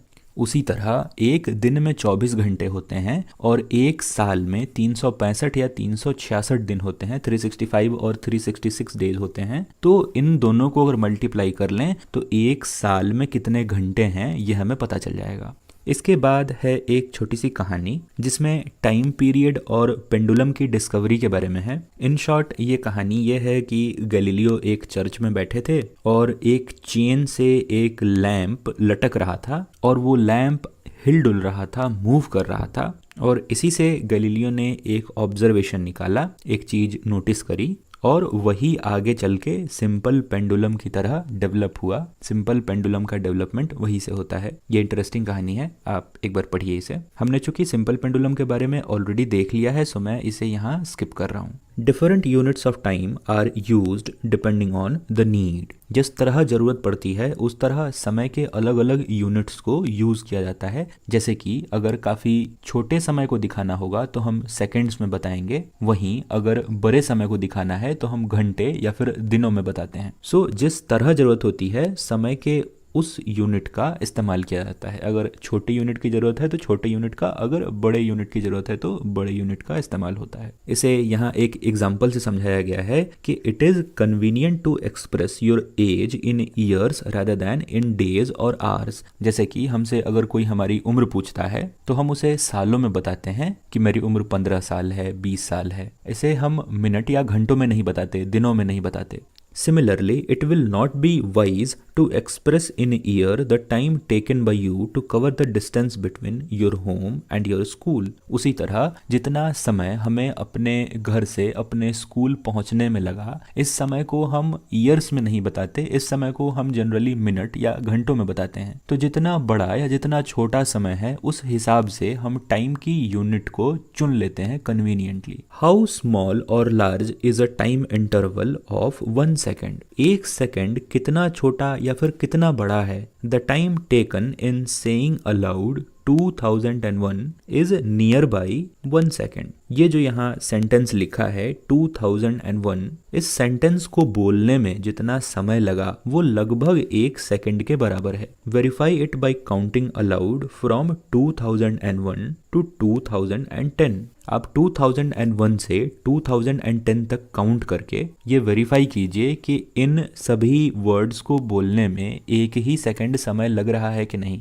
The pulse of a normal healthy adult at rest beats about 72 times in a minute, that is about 12 times in 10 seconds. एक स्वस्थ आदमी की धड़कन 1 मिनट में 72 बार होती है। एक स्वस्थ आदमी का दिल 72 बार धड़कता है। अगर आप महसूस करेंगे अपने हार्ट बीट को तो आपको 1 मिनट में ये 72 टाइम्स धड़कता मालूम पड़ेगा, और 10 सेकेंड में ये 12 बार धड़कता है, 12 times in 10 second. This rate may be slightly higher for children. बच्चों के लिए ये रेट कुछ ज़्यादा हो सकता है, 1 मिनट में 72 टाइम्स से ज़्यादा बीट कर सकता है उनका heart. Paheli wondered how time was measured when pendulum clocks were not available. Paheli सोच रही है कि समय उस समय कैसे मीजर किया जाता होगा जब पेंडुलम क्लॉक्स अवेलेबल नहीं थे, उपलब्ध नहीं थे। तो उस समय कुछ दूसरे तरह की घड़ियों का इस्तेमाल किया जाता था। इसके बारे में हम आगे पढ़ेंगे, इनकी इमेजेस भी देखेंगे। Many time measuring devices were used in different parts of the world before the pendulum clocks became popular. Pendulum clocks के पॉपुलर होने से पहले बहुत अलग तरह की घड़ियां दुनिया के अलग अलग हिस्सों में उपयोग की जाती थी। Sundials, water clocks and sand clocks are some example of such devices. तो टाइम को मेजर करने के लिए पहले लोग सनडायल का इस्तेमाल करते थे, या फिर वाटर क्लॉक का इस्तेमाल करते थे, या फिर सैंड क्लॉक का इस्तेमाल करते थे। तो इस तरह समय को नापा जाता था, टाइम का ट्रैक रखा जाता था। Different designs of these devices were developed in different parts of the world, figure 13.5। तो सन डायल या फिर वाटर क्लॉक या फिर सैंड क्लॉक के अलग अलग डिजाइन दुनिया के अलग अलग हिस्सों में मिलते हैं। इसे दिखाया गया है फिगर 13.5 जो यहाँ नीचे दिया है। आप देखेंगे यहाँ इस इमेज में एक बड़ा सा सन डायल है जो कि जंतर मंतर दिल्ली में है। वहीं अगर सैंड क्लॉक की बात करें तो ये एक सैंड क्लॉक है। यहाँ ऊपर सैंड रहता है और ये सैंड ऊपर से नीचे को गिरता रहता है, और ये पूरा सैंड नीचे गिरने में जितना समय लगा उसे टाइम का एक इंटरवल कह सकते हैं। और जब ये सैंड पूरी तरह नीचे गिर जाएगा तो फिर इस सैंड क्लॉक को उलट कर रख देंगे और ये फिर से गिरना शुरू होगा। तो इस तरह हम टाइम का एक पैमाना बना सकते थे और सैंड क्लॉक को यूज किया जाता था। वहीं ये है एक वाटर क्लॉक। इसमें क्या विशेष है, तो इसमें एक ये कंटेनर है जिसमें एक छोटा सा छेद है जिससे पानी अंदर एंटर कर सकता था, और ये एक बड़ा सा कंटेनर है जिसमें पानी भरा है, और इस वाले छोटे कंटेनर को इस बड़े वाले कंटेनर में रखेंगे और पानी जितनी देर में इस छोटे कंटेनर में भर जाएगा वो एक फिक्स टाइम होगा। हर बार ये कंटेनर उसी टाइम में भरेगा, उतना ही समय लेगा भरने में, क्योंकि छेद का साइज फिक्स है, इस होल का जो साइज है वो फिक्स है। तो इस तरह से भी समय को नापा जाता था। तो ये है वाटर क्लॉक, ये है सैंड क्लॉक, और ये है सनडायल। सनडायल में सूरज का प्रकाश जिस तरह पड़ता है और जैसी छाया बनती है उस हिसाब से हम अंदाजा लगाते हैं कि अभी इतना समय हो रहा होगा। तो ये कुछ क्लॉक के टाइप्स थे बिफोर पेंडुलम क्लॉक। तो इसी के साथ मेजरिंग टाइम वाला हमारा सेक्शन खत्म होता है। अब आइए देखते हैं section 13.4 measuring speed. Having learnt how to measure time and distance, you can calculate the speed of an object. Let us find the speed of a ball moving along the ground. अब चूंकि हमने distance के बारे में जान लिया है और टाइम के बारे में भी जान लिया है, तो अब हम स्पीड कैलकुलेट कर सकते हैं, क्योंकि स्पीड का हम फॉर्मूला जानते हैं डिस्टेंस बाई टाइम। डिस्टेंस को अगर टाइम से डिवाइड कर दें तो हमें स्पीड मिल जाएगा। तो आइए किसी ऑब्जेक्ट की स्पीड को कैलकुलेट करके देखते हैं। यह है एक्टिविटी 13.3। इसमें एक बॉल जो ग्राउंड पे मूव कर रहा है उसकी स्पीड हम कैलकुलेट करने वाले हैं। Draw a straight line on the ground with chalk powder or lime and ask one of your friends to stand 1 or 2 metre away from it. जमीन पर हमें एक स्ट्रेट लाइन ड्रॉ करनी है, जैसा कि यहाँ इस बच्चे ने ऐसे ड्रॉ कर रखी है। ये लाइन हम चॉक पाउडर या फिर चूने से ड्रॉ कर सकते हैं, और फिर हमें हमारे एक दोस्त को इस लाइन से 1 या 2 मीटर दूर यहाँ ऐसे खड़े करना है। Let your friend gently roll a ball along the ground in a direction perpendicular to the line. Perpendicular का मतलब है 90 डिग्री पे। अगर लाइन ऐसे है तो इसके सीध में यहाँ पे 90 डिग्री का एंगल बने, उसे ही परपेंडिकुलर कहते हैं। तो ये जो दोस्त हमने अपनी इस लाइन के 1 या 2 मीटर दूर खड़े करके रखा था, इसे हम कहेंगे कि भाई आप एक बॉल को जमीन पे रोल करो, इस तरह आगे की तरफ ढकेलो, और ये जो बॉल का पाथ होना चाहिए, बॉल जिस रास्ते से आएगा वो परपेंडिकुलर हो, वो इस लाइन से 90 डिग्री का एंगल बनाता हो। यहाँ पे आपको ये टेढ़ा लग रहा है क्योंकि ये एक 3D इमेज को बनाने की कोशिश है। ये पूरा ग्राउंड होगा और इस पे ये बॉल रोल कर रहा है, तो आप मान के चलिए कि ये जो लाइन है इसके साथ 90 डिग्री का एंगल बना रही होगी। तो अब जब बॉल रोल कर दिया गया है, उसके बाद note the time at the moment the ball crosses the line and also when it comes to rest. How much time does the ball take to come to rest. तो अब जिस समय ये बॉल इस लाइन को cross करती है, इस लाइन को पार करती है, वो समय हमें नोट करना है। और ये बॉल जो मूव कर रही थी कब रुक जाएगी, जिस समय पे रुकेगी, वो समय हमें नोट करना है। तो जिस टाइम इस लाइन को क्रॉस किया और जिस टाइम ये बॉल मूव करना बंद कर देगी, ये दोनों टाइम हम नोट करेंगे। तो पूछा जा रहा है कि कितना टाइम लिया बॉल ने, तो वो हम जानेंगे। Measure the distance between the point at which the ball crosses the line and the point where it comes to rest. तो अब बॉल जहां रुका है उस पॉइंट से हमारे लाइन की जो दूरी है, जो डिस्टेंस है, वो हमें मेजर करना है, नापना है। You can use a scale और अ मेजरिंग टेप। इस डिस्टेंस को नापने के लिए आप एक स्केल या फिर एक मेजरिंग टेप का सहारा ले सकते हैं। Let different groups repeat the activity. अलग अलग लोगों को ये एक्टिविटी करने दीजिए। Record the measurement in table 13.3। और टेबल 13.3 में हम अपने इस ऑब्जर्वेशन को यहाँ नोट करेंगे। ग्रुप का नाम सबसे पहले कॉलम में, कितना डिस्टेंस मूव किया बॉल ने मीटर में, कितना समय लिया बॉल ने इस डिस्टेंस को मूव करने में, ये सेकंड में, और फिर कितनी स्पीड रही हमारी बॉल की मीटर पर सेकंड में। इन दोनों को डिवाइड करके हम यहाँ लिखेंगे। तो ये एक्टिविटी हमें करनी है। In each each case calculate the speed of the ball, तो स्पीड ऑफ द बॉल हम कैलकुलेट करेंगे। You may now like to compare your speed of walking और cycling with that of your friends. अब चूंकि हमें speed निकालना पता है तो हम अपने वॉक करने की स्पीड या फिर साइकिल चलाने की स्पीड निकालकर अपने दोस्तों के साथ कंपेयर कर सकते हैं। You need to know the distance of the school from your home और फ्रॉम सम अदर पॉइंट। आपको अपने स्कूल की डिस्टेंस अपने घर से पता हो, आपके स्कूल की दूरी पता हो अपने घर से, या फिर और किसी दूसरे जगह से आपकी स्कूल की दूरी आपको पता हो, और फिर अगर आप टाइम नोट कर लें कि कितना टाइम लग रहा है आपको स्कूल पहुंचने में, तो आप स्पीड आसानी से निकाल सकते हैं। Each one of you can then measure the time taken to cover that distance and calculate your speed. कितना समय लगा आपको स्कूल पहुंचने में ये जानकर और डिस्टेंस को जानकर आप अपनी स्पीड, स्कूल पहुंचने की स्पीड निकाल सकते हैं। It may be interesting to know who amongst you is the fastest. ये काफी दिलचस्प होगा जानना कि आप सब में से कौन सबसे तेज है। Speed of some living organisms are given in table 13.4 in kilometre per hour. तो यह है टेबल 13.4। इसमें कुछ लिविंग ऑर्गेनिजम्स हैं, इनकी स्पीड दे रखी है कि ये कितने तेज चलते या उड़ते हैं। जैसे कि फाल्कन एक बर्ड है जिसकी स्पीड 320 किलोमीटर पर आवर है, मतलब ये फाल्कन बर्ड एक घंटे में 320 किलोमीटर तक ट्रैवल कर सकता है। उसी तरह चीते की स्पीड दे रखी है, ब्लूफिश की स्पीड दे रखी है, स्नेल की भी स्पीड दे रखी है। तो ये सबसे ज़्यादा है और ये सबसे कम है, ये डिक्रीजिंग ऑर्डर में है। You can calculate the speed in metre per second yourself. तो ये स्पीड किलोमीटर पर आवर में दे रखी है। हमें इस स्पीड को अगर मीटर पर सेकंड में कन्वर्ट करना हो तो क्या करेंगे? तो इस स्पीड 320 को मैं 320 किलोमीटर पर आवर भी लिख सकता हूँ। इसे इसकी यूनिट के साथ लिख दिया।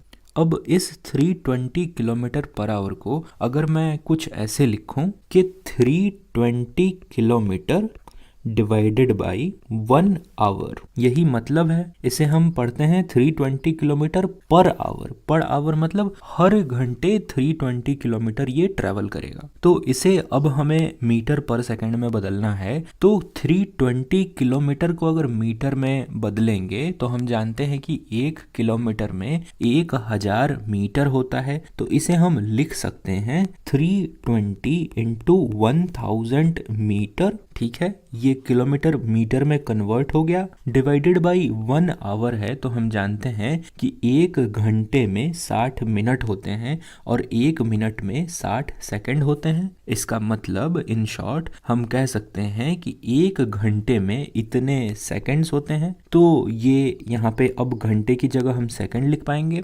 तो यही काम जो आप ऊपर देख रहे हैं यहाँ पे हो रखा है। और फिर यहाँ पे 0 से 0 कैंसिल हो गया, 0 से 0 कैंसिल हो गया। और भी अगर आप आगे कैंसिल करना चाहें तो ये 5 हो जाएगा, ये 3 हो जाएगा, मतलब दोनों को 2 से डिवाइड कर दिया, और ये भी 3 हो जाएगा, और ये 160 हो जाएगा। तो अगर हम 160 को 5 से मल्टीप्लाई करेंगे तो ये हो जाएगा 800 मीटर अपॉन 9 सेकेंड्स। तो हमें इसे पर सेकंड में बताना है, मतलब कि 1 सेकंड में ये कितना मीटर चलेगा। तो अगर हम 800 को 9 से डिवाइड कर दें तो ये कुछ डेसिमल में आएगा। तो ये आता है 88.88 मीटर पर सेकंड, मतलब 1 सेकंड में ये इतने मीटर ट्रेवल करेगा। इन दोनों को डिवाइड कर दिया है बस। तो ये पूरी कहानी हो गई आपकी मीटर पर सेकंड और किलोमीटर पर आवर के कन्वर्जन की। तो आइए हम अब आगे देखते हैं। तो अब हमने यहाँ मीटर पर सेकंड में स्पीड कैलकुलेट कर लिया है। अब आगे है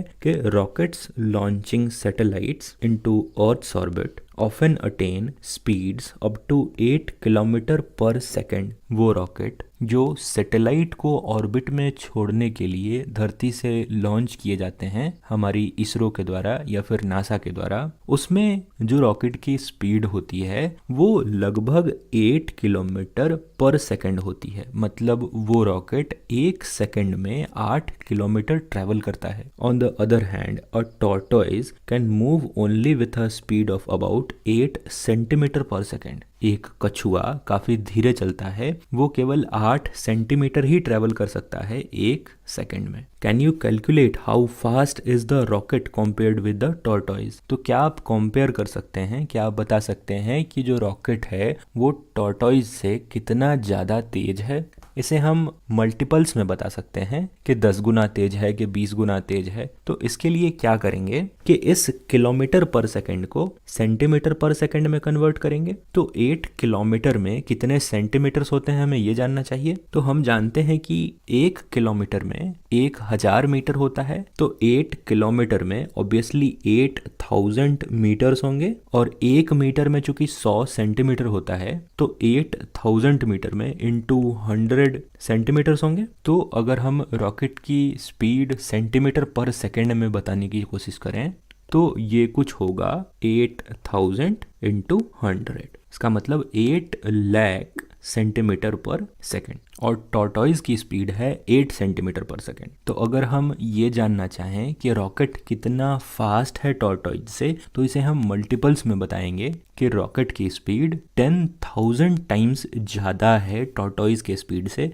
क्योंकि इस 8 सेंटीमीटर पर सेकेंड में जो कि टॉर्टॉइज की स्पीड है उसमें हम 10,000 से मल्टीप्लाई कर दें तो हमें रॉकेट की स्पीड मिल जाती है। तो हम ऐसा कह सकते हैं कि रॉकेट की स्पीड 10,000 टाइम्स ज़्यादा है टॉर्टॉइज के स्पीड से। तो आई होप आपको ये क्लियर है। Once you know the speed of an object you can find the distance moved by it in a given time. एक बार अगर आपको ऑब्जेक्ट की स्पीड का पता चल जाए तो एक गिवन टाइम में वो कितना डिस्टेंस ट्रेवल करेगा हम ये भी निकाल सकते हैं। कहने का चाहिए कि हमें अगर पता है कि कोई चीज़ की स्पीड कितनी है, जैसे कि अगर मुझे पता है कि कार की स्पीड 50 किलोमीटर पर आवर है, एक घंटे में कार 50 किलोमीटर ट्रैवल करती है, तो अगर मुझे पता करना है कि कार 10 घंटे में कितना ट्रैवल कर चुकी होगी तो मैं 50 को 10 से मल्टीप्लाई कर दूंगा। इसका मतलब है कि 500 किलोमीटर कार ट्रैवल कर चुकी होगी 10 घंटे में। तो इससे हम क्या इन्फर कर सकते हैं कि हमें अगर स्पीड पता हो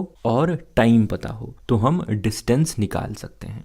इनफैक्ट जो स्पीड का फॉर्मूला है that is distance by time, इसमें से कोई दो चीज़ हमें पता हो तो हम तीसरी निकाल सकते हैं। All you have to do is to multiply the speed by time. Thus distance covered equal to speed into time. तो एक बार अगर हम अपने स्पीड के फॉर्मूले को देखें तो स्पीड का फॉर्मूला था हमारा speed equal to distance by time. यहाँ से अगर हमें डिस्टेंस निकालना होगा तो इन दोनों का मल्टीप्लाई हो जाता है, क्रॉस मल्टीप्लिकेशन होता है। तो डिस्टेंस इक्वल टू लिखते हैं speed into time, time equal to उसी तरह हो जाता है डिस्टेंस बाई स्पीड। तो हमें कुछ भी निकालना हो, स्पीड निकालना हो, डिस्टेंस निकालना हो, टाइम निकालना हो, तो हम इन तीनों फॉर्मूले को यूज करके निकाल सकते हैं। और ये तीनों फॉर्मूले एक ही इसी पेरेंट फॉर्मूले से आते हैं कि speed equal to distance by time. आप टाइम निकाल लो, स्पीड निकाल लो या फिर डिस्टेंस निकाल लो। तो आई होप आपको ये क्लियर है। ये काफ़ी गंदा हो गया इसलिए इसे मिटा रहा हूँ। तो आई होप आपको अब ये क्लियर है कि ये फॉर्मूला किस तरह आया। वैसे अगर आप चाहें तो इसे याद भी रखिएगा। आइए अब आगे देखें। You can also find the time an object would take to cover a distance while moving with a given speed. वही बात कि अगर हमें डिस्टेंस पता हो और स्पीड पता हो तो हम टाइम निकाल सकते हैं। यही तो कहा कि you can also find time an object would take, कितना समय एक ऑब्जेक्ट लेगा एक गिवन डिस्टेंस को कवर करने के लिए जब वो एक खास स्पीड से मूव कर रहा हो। मतलब कि हमें स्पीड का पता है, हमें डिस्टेंस का पता है और हम फिर टाइम निकाल सकते हैं। ठीक है, और इसके लिए यहाँ पे फॉर्मूला भी दे रखा है कि time taken equal to distance by speed. तो आप ये तीनों फॉर्मूला याद रखिएगा। टाइम का formula distance by speed, distance का फॉर्मूला स्पीड इनटू टाइम और speed equal to distance by time. अगर आप एक भी याद रखेंगे फिर भी जरूरत पड़ने पर आप ये फॉर्मूलाज निकाल सकते हैं, डिराइव कर सकते हैं, जैसा कि मैंने आपको पहले बताया। Boojho wants to know whether there is any device that measures the speed. Boojho जानना चाहता है कि क्या कोई ऐसी डिवाइस है जो स्पीड को मेजर करती हो, नापती हो। तो हाँ, ऐसी डिवाइस है। You might have seen a meter fitted on top of a scooter और अ मोटरसाइकिल। आपने मोटरसाइकिल या स्कूटर पे एक मीटर लगा देखा होगा। Similarly, meters can be seen on the dashboards of cars, buses and other vehicles, figure 13.7। तो ये जो मीटर मोटरसाइकिल या स्कूटर के ऊपर फिट होते हैं, ये हमें कार की डैशबोर्ड में या फिर बस के डैशबोर्ड में भी देखने को मिल सकते हैं और इसे फिगर 13.7 में भी दिखाया गया है। तो ये है वो मीटर, इसी का एक इनलार्ज्ड इमेज यहाँ दिखाया गया है। इसे हम स्पीडोमीटर कहते हैं। ये स्पीड को नापने के काम में आता है। और यहाँ जो इमेज दिखाई गई है वो कार का डैशबोर्ड है, जहाँ पे स्पीड दिखाई देता है, फ्यूल दिखाई देता है और भी इंडिकेशंस होते हैं। Figure 13.7 shows the dashboard of a car. Note that one of the meters has kilometre per our written at one corner. आप इस स्पीडोमीटर को अगर देखेंगे तो ये देखिए यहाँ पे किलोमीटर पर आवर लिखा हुआ है। मतलब कि ये जो स्पीडोमीटर है, ये जो भी मीटर है, ये किलोमीटर पर आवर में स्पीड को मेजर करती है। अगर ये सुई यहाँ 40 पे है, इसका मतलब है कि कार 40 किलोमीटर पर आवर से मूव कर रही है। कार की स्पीड 40 किलोमीटर पर आवर होगी उस समय जब ये सुई यहाँ 40 को टच कर रही होगी। यही मतलब है इसका। This is called a speedometer. इस वाले डिवाइस को हम स्पीडोमीटर कहते हैं। It records the speed directly in kilometre per our. ये वाली मीटर स्पीड को किलोमीटर पर आवर में रिकॉर्ड करती है, मेजर करती है। There is also another meter that measures the distance moved by the vehicle. This meter is known as an odometer. ये वाली जो मीटर आप देख रहे हैं, जहाँ पे टोटल डिस्टेंस ट्रेवल्ड दिखाया जाता है, कार ने अब तक कुल कितना डिस्टेंस ट्रेवल किया है अपनी लाइफ टाइम में, वो यहाँ पे दिखाया जाता है। और ध्यान दीजिए ये भी किलोमीटर में है। तो जैसे जैसे गाड़ी आगे बढ़ती जाती है, ये ओडोमीटर की रीडिंग अपडेट होती जाती है, ये भी आगे को बढ़ती जाती है। तो ये टोटल डिस्टेंस मेजर्ड को दिखाने वाला मीटर है, इसे हम ओडोमीटर कहते हैं। मतलब कि डिस्टेंस नापने वाले मीटर को ओडोमीटर कहेंगे, स्पीड नापने वाले मीटर को स्पीडोमीटर कहेंगे। स्पीडोमीटर तो आसान है, स्पीड का जो भी मीटर है वो स्पीडोमीटर है, लेकिन डिस्टेंस को नापने वाला जो मीटर है वो ओडोमीटर है। ये बात याद रखिएगा। While going for a school picnic, Paheli decided to note the reading on the odometer of the bus after every 30 minutes till the end of the journey. पहेली जब पिकनिक पे जा रही थी तो उसने डिसाइड किया कि ओडोमीटर पे जो भी रीडिंग है बस की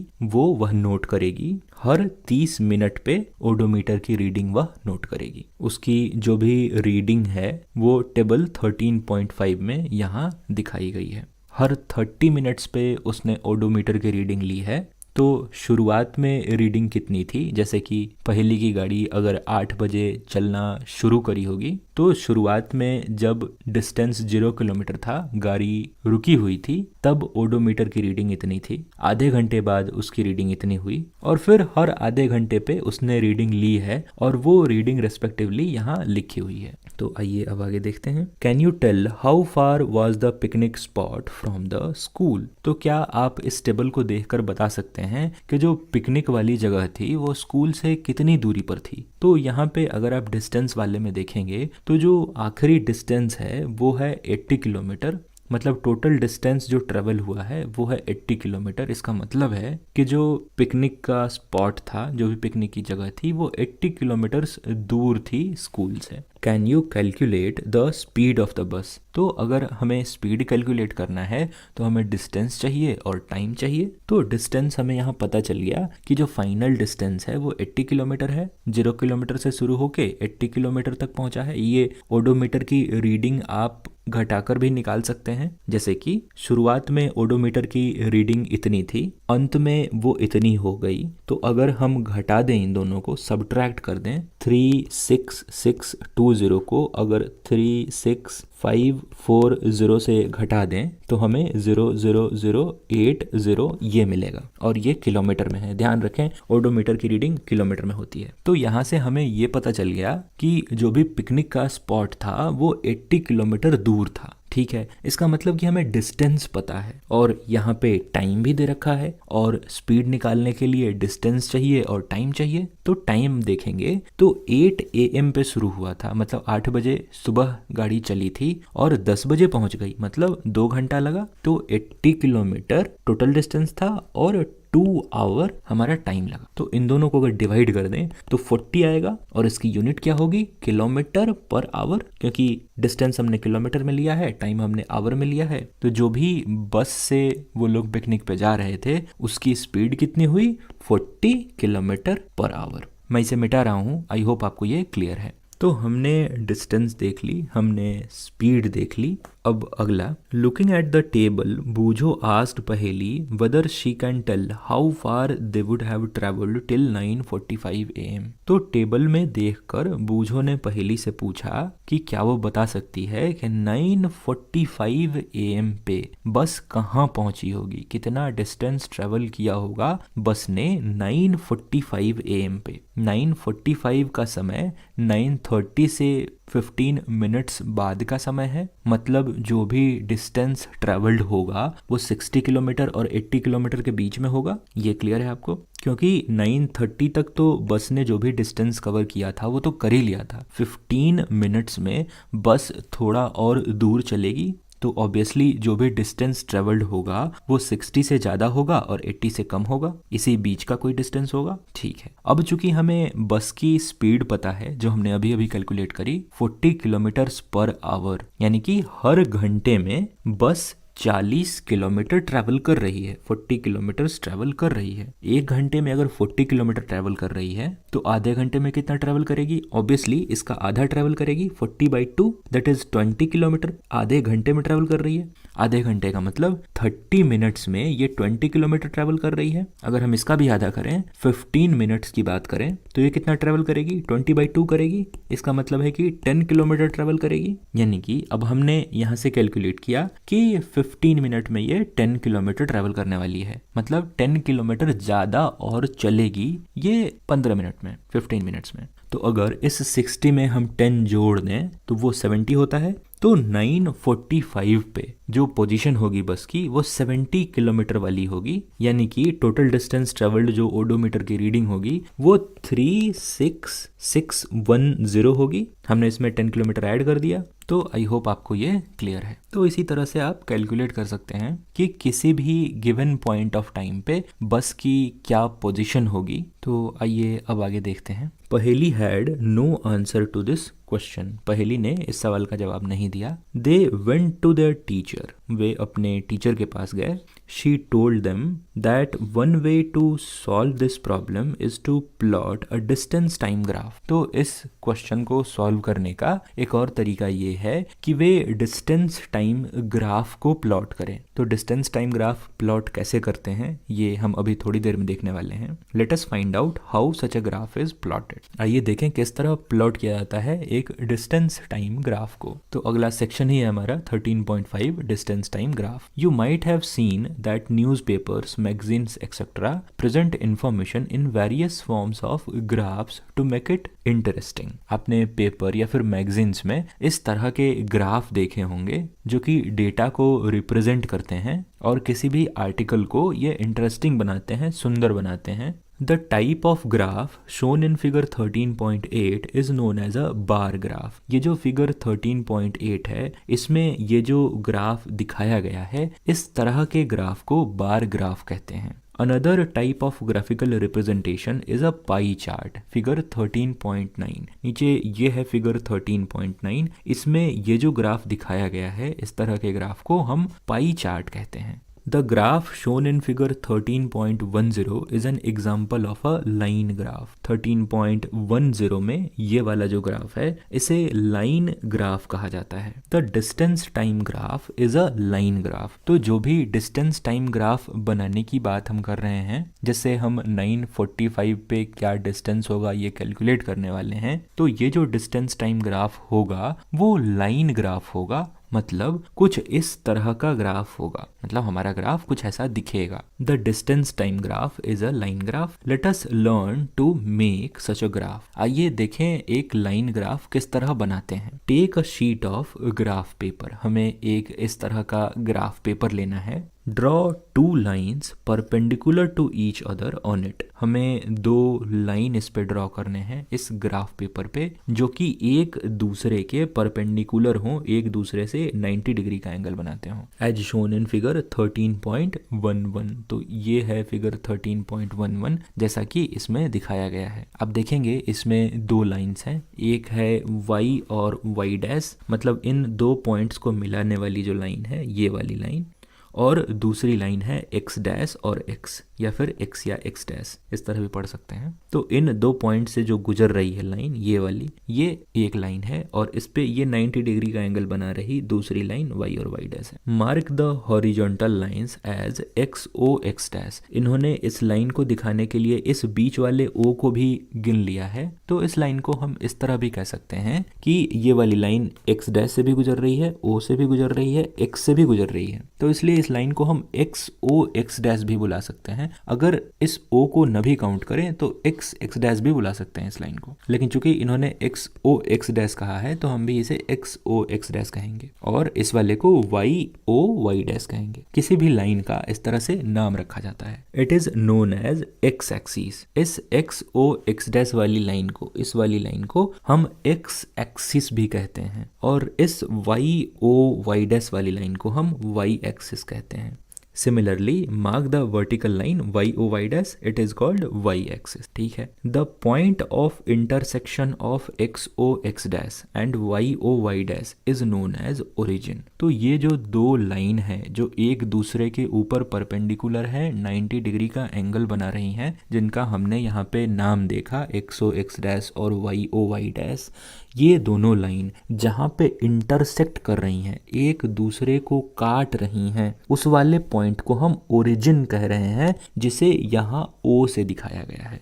ठीक है। एक्स ओ एक्स डैश हमारी एक्स एक्सिस है, वाई ओ वाई डैश हमारी वाई एक्सिस है। ये दोनों लाइन जहाँ पे इंटरसेक्ट कर रही हैं, एक दूसरे को काट रही हैं, वो वाला पॉइंट हमारा ओरिजिन है, जिसे O से दिखाया गया है। O फॉर ओरिजिन आप ऐसे भी याद रख सकते हैं। तो आइए अब आगे देखें।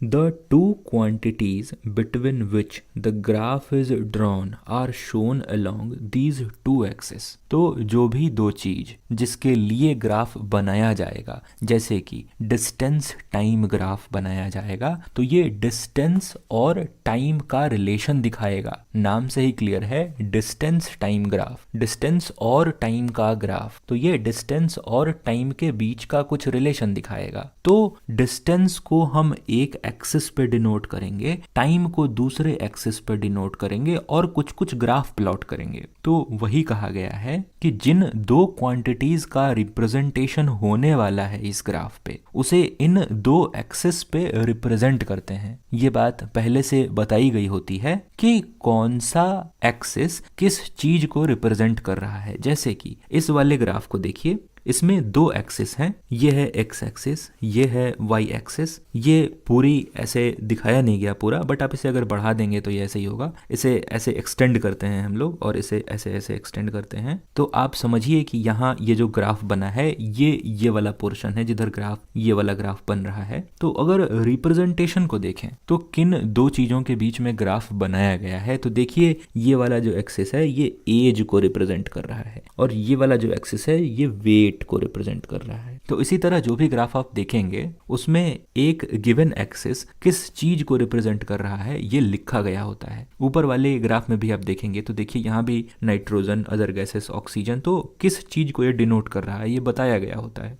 बार ग्राफ में भी देखेंगे तो यहाँ पे देखिए ये वाली एक्सिस ओवर को रिप्रेजेंट कर रही है, और ये वाली एक्सिस रन्स को रिप्रेजेंट कर रही है। तो हमने किस एक्सिस में किस क्वांटिटी को रखा है ये हम लिखते हैं। तो यही बात कही गई है इस वाली लाइन में। किन दो क्वांटिटीज के बीच में ग्राफ बनाया गया है ये दिखाया जाता है दो एक्सिस के अलोंग।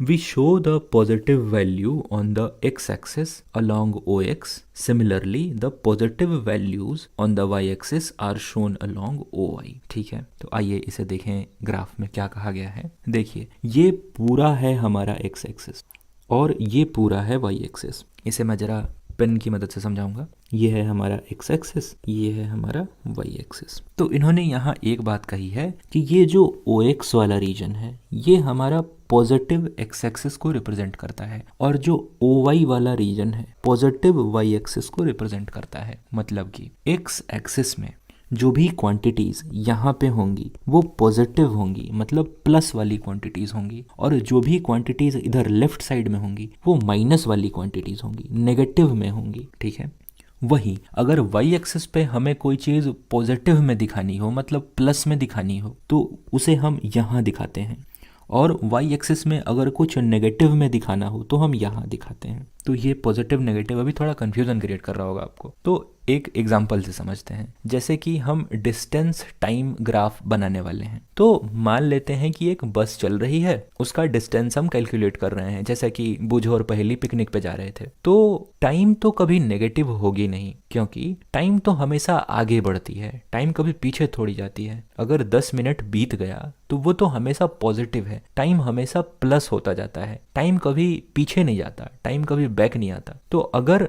मान लेते हैं कि एक्स एक्सिस को मैं कहूँगा कि अगर एक्स एक्सिस पे मैं टाइम दिखाने वाला हूँ, ठीक है, तो चूंकि टाइम एक ऐसी क्वांटिटी है जो जनरली पॉजिटिव रहती है, हमेशा आगे बढ़ती है ना। बढ़ते समय के साथ डिस्टेंस कैसे चेंज करेगा हम ये दिखाएंगे अपने ग्राफ में। तो हमें ऑब्वियसली टाइम को बढ़ाना पड़ेगा, टाइम हमेशा बढ़ेगा ही ऑब्वियसली। तो हम एक्स एक्सिस में इस वाले रीजन में पॉजिटिव चीजों को दिखाते हैं। टाइम चूंकि पॉजिटिव ही रहने वाला है, बढ़ने ही वाला है, तो टाइम को हम इसी रीजन में प्लॉट करेंगे, इसी रीजन में डिनोट करेंगे। ठीक है, अब आते हैं डिस्टेंस पे। डिस्टेंस के बारे में भी सोचिए कि अगर समय बीत रहा है, लेट्स से 10 मिनट बीत गया और गाड़ी चल रही है, तो डिस्टेंस भी पॉजिटिव ही होने वाला है। गाड़ी कुछ न कुछ दूरी तय करेगी, कुछ दूर आगे बढ़ेगी, 5 किलोमीटर बढ़े, 10 किलोमीटर बढ़े, 15 किलोमीटर बढ़े, बट आगे तो बढ़ी है, 2 किलोमीटर ही बढ़ी है बट बढ़ी है, मतलब पॉजिटिव ही रहने वाली है। तो पॉजिटिव में अगर मान लेते हैं मैं इसको कहूँ कि वाई एक्सिस पे मैं डिस्टेंस दिखाने वाला हूँ, ठीक है, तो ये भी कुछ ना कुछ पॉजिटिव वैल्यू ही देने वाली है। मतलब वाई एक्सिस में पॉजिटिव चीज़ों को अगर यहाँ दिखाते हैं तो हमारी डिस्टेंस भी कुछ यहीं डिनोट हो रही होगी, टाइम यहाँ पे, डिस्टेंस यहाँ पे, और ग्राफ कुछ ऐसे ऐसे बन रहा होगा। तो आई होप आपको ये क्लियर है। वाई एक्सिस पे नेगेटिव चीज़ों को इधर दिखाते हैं, एक्स एक्सिस पे नेगेटिव चीज़ों को इधर दिखाते हैं। नेगेटिव अगर कोई ऐसी क्वांटिटी होगी जिसकी ज़रूरत हमें पड़े कि वो नेगेटिव में जाए तो हम उसे वहाँ डिनोट करते हैं, बट अभी के लिए नेगेटिव को इग्नोर करते हैं, पॉजिटिव चीज़ों को एक्स एक्सिस में इधर, वाई एक्सिस में ऊपर। In this chapter we shall consider only the positive value of quantities. इस चैप्टर में केवल पॉजिटिव वैल्यू वाली क्वांटिटीज को ही कंसिडर करेंगे। सो हमारा काम इस पूरे ग्राफ में केवल इतनी दूर का होगा, बाकी पे हमें ध्यान नहीं देना है, इसीलिए इसे शेड करके भी रखा है, आप देखेंगे भी। Therefore we will only use the shaded part of the graph shown in figure 13.11। तो ये है हमारा 13.11 और ग्राफ में ये जो शेडेड पोर्शन है हमें केवल यहीं पे डील करना है।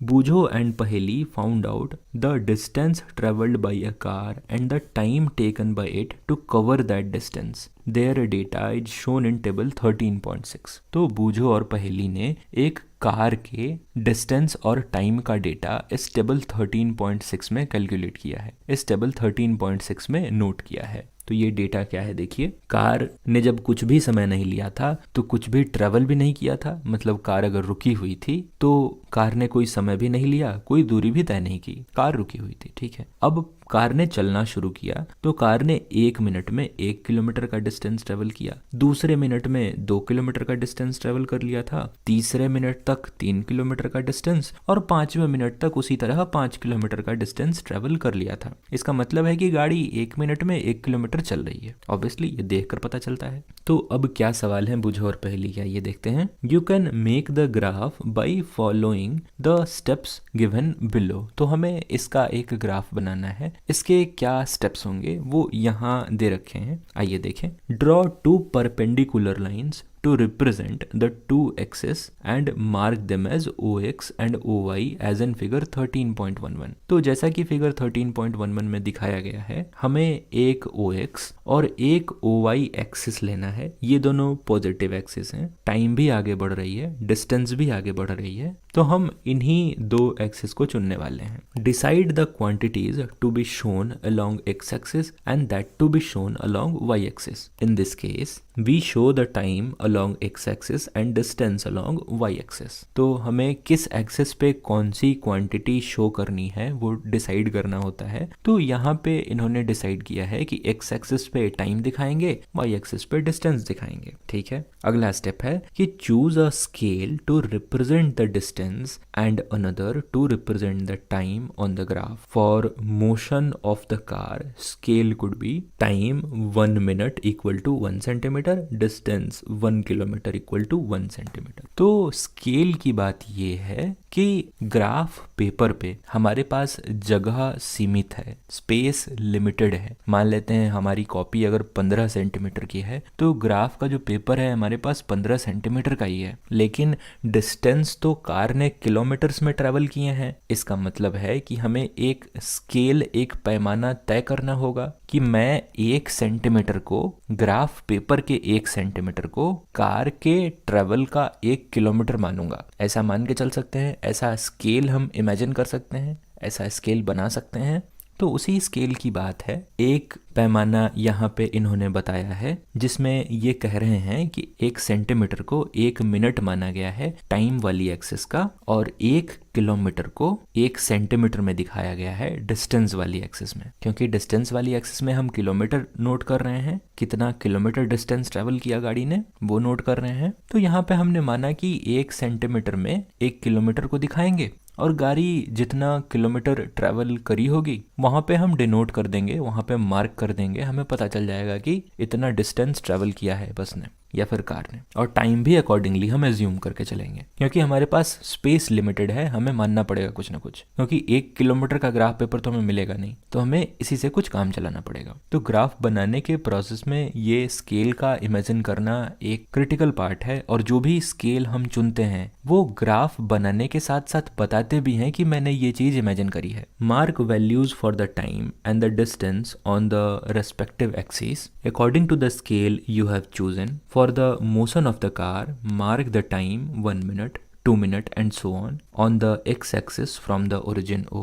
Similarly, mark the distance 1 kilometer, 2 kilometer and so on the y-axis figure 13.2. इस वाले टेबल को एक बार और देखिए। टाइम यहाँ मिनट में दे रखा है, और हमने इमेजिन किया है कि हम 1 सेंटीमीटर को 1 मिनट मानेंगे। तो यहाँ हमें दिखाना है 5 मिनट तक के टाइम को, तो हम यहाँ 5 सेंटीमीटर तक इस तरह मार्क कर सकते हैं कि ये हमारा 1 मिनट वाला टाइम हुआ, ये 2 मिनट, ये 3, ये 4, ये 5 मिनट वाला टाइम हुआ। तो ये 5 सेंटीमीटर की जगह लेगा हमारे ग्राफ पेपर पे। ठीक है, उसी तरह अगर डिस्टेंस को हम देखें तो कितना डिस्टेंस हमें दिखाना है, हमें 5 किलोमीटर तक का डिस्टेंस दिखाना है, और हमने ये माना है कि 1 सेंटीमीटर को 1 किलोमीटर दिखाएंगे अपने ग्राफ पेपर पे। तो हमें उसी तरह 5 सेंटीमीटर तक ये मार्क करना होगा, 3, 4, 5। इसका मतलब है कि ये जो डिस्टेंस वाला पैमाना है ये 5 सेंटीमीटर का स्पेस ऑक्यूपाई करने वाला है हमारे ग्राफ पेपर पे। तो इस तरह हमने मार्क कर दिया, और अब यहाँ पे बात ये है कि 1 मिनट के बाद ये 1 किलोमीटर चला था, 2 मिनट के बाद ये 2 किलोमीटर चला था, मतलब जितने मिनट थे उतना किलोमीटर चला था। तो हम इन पॉइंट्स को मार्क कर देंगे कि 1 मिनट पे ये 1 किलोमीटर चला था, 2 मिनट पे ये 2 किलोमीटर चला था, 3 मिनट पे ये 3 किलोमीटर चला था, 4 मिनट पे ये 4 किलोमीटर, और 5 पे similarly 5 kilometre.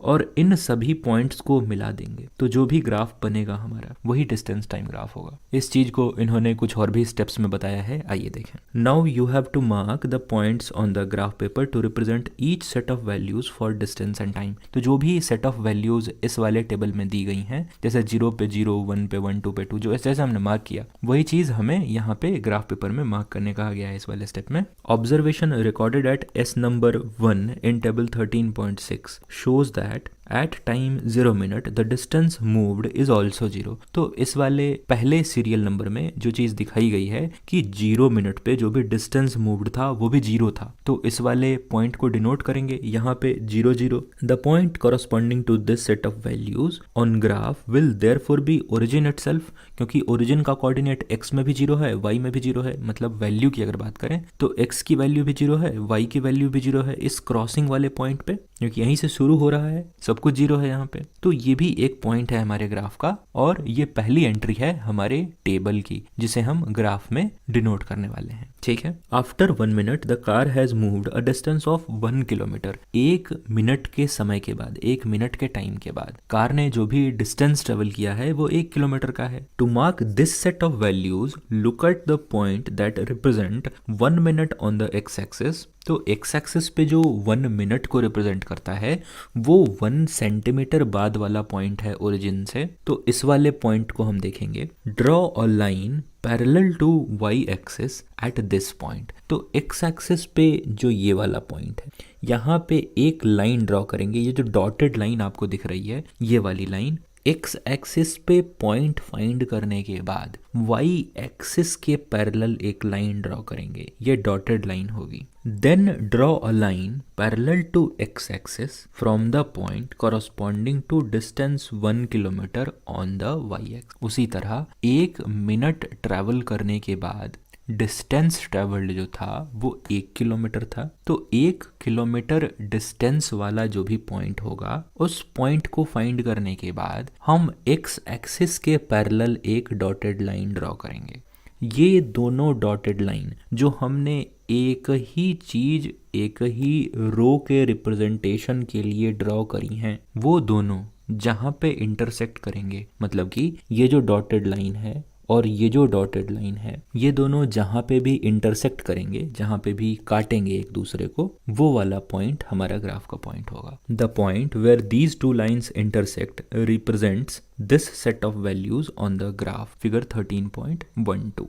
Similarly, mark on the graph paper the point corresponding to different set of values। इसी तरह जो दूसरे set of values हैं जैसे कि 2 मिनट के बाद 2 किलोमीटर का, 4 मिनट के बाद 4 किलोमीटर का, तो ये सारे values हम x एक्सिस और y एक्सिस पे फाइंड करेंगे। इनके along ये वाली डॉटेड लाइन ड्रॉ करेंगे, यहाँ से भी ये वाली डॉटेड लाइन, और ये दोनों जहाँ पे एक दूसरे को इंटरसेक्ट करेंगी वो पॉइंट होगा हमारे ग्राफ का। और फाइनली एक लाइन ड्रॉ करेंगे जो उन सारे पॉइंट से पास करता होगा और वही हमारा फाइनल ग्राफ होगा। Figure 13.12 shows the set of points on the graph corresponding to positions of the car at various times। अलग अलग समय पे क्या पोजीशन था कार का वो दिखाता है ये graph 13.2। Join all the points on the graph as shown in figure 13.13। It is a straight line। This is the distance time graph for the motion of the car। तो इन सभी points को join करने के बाद ये जो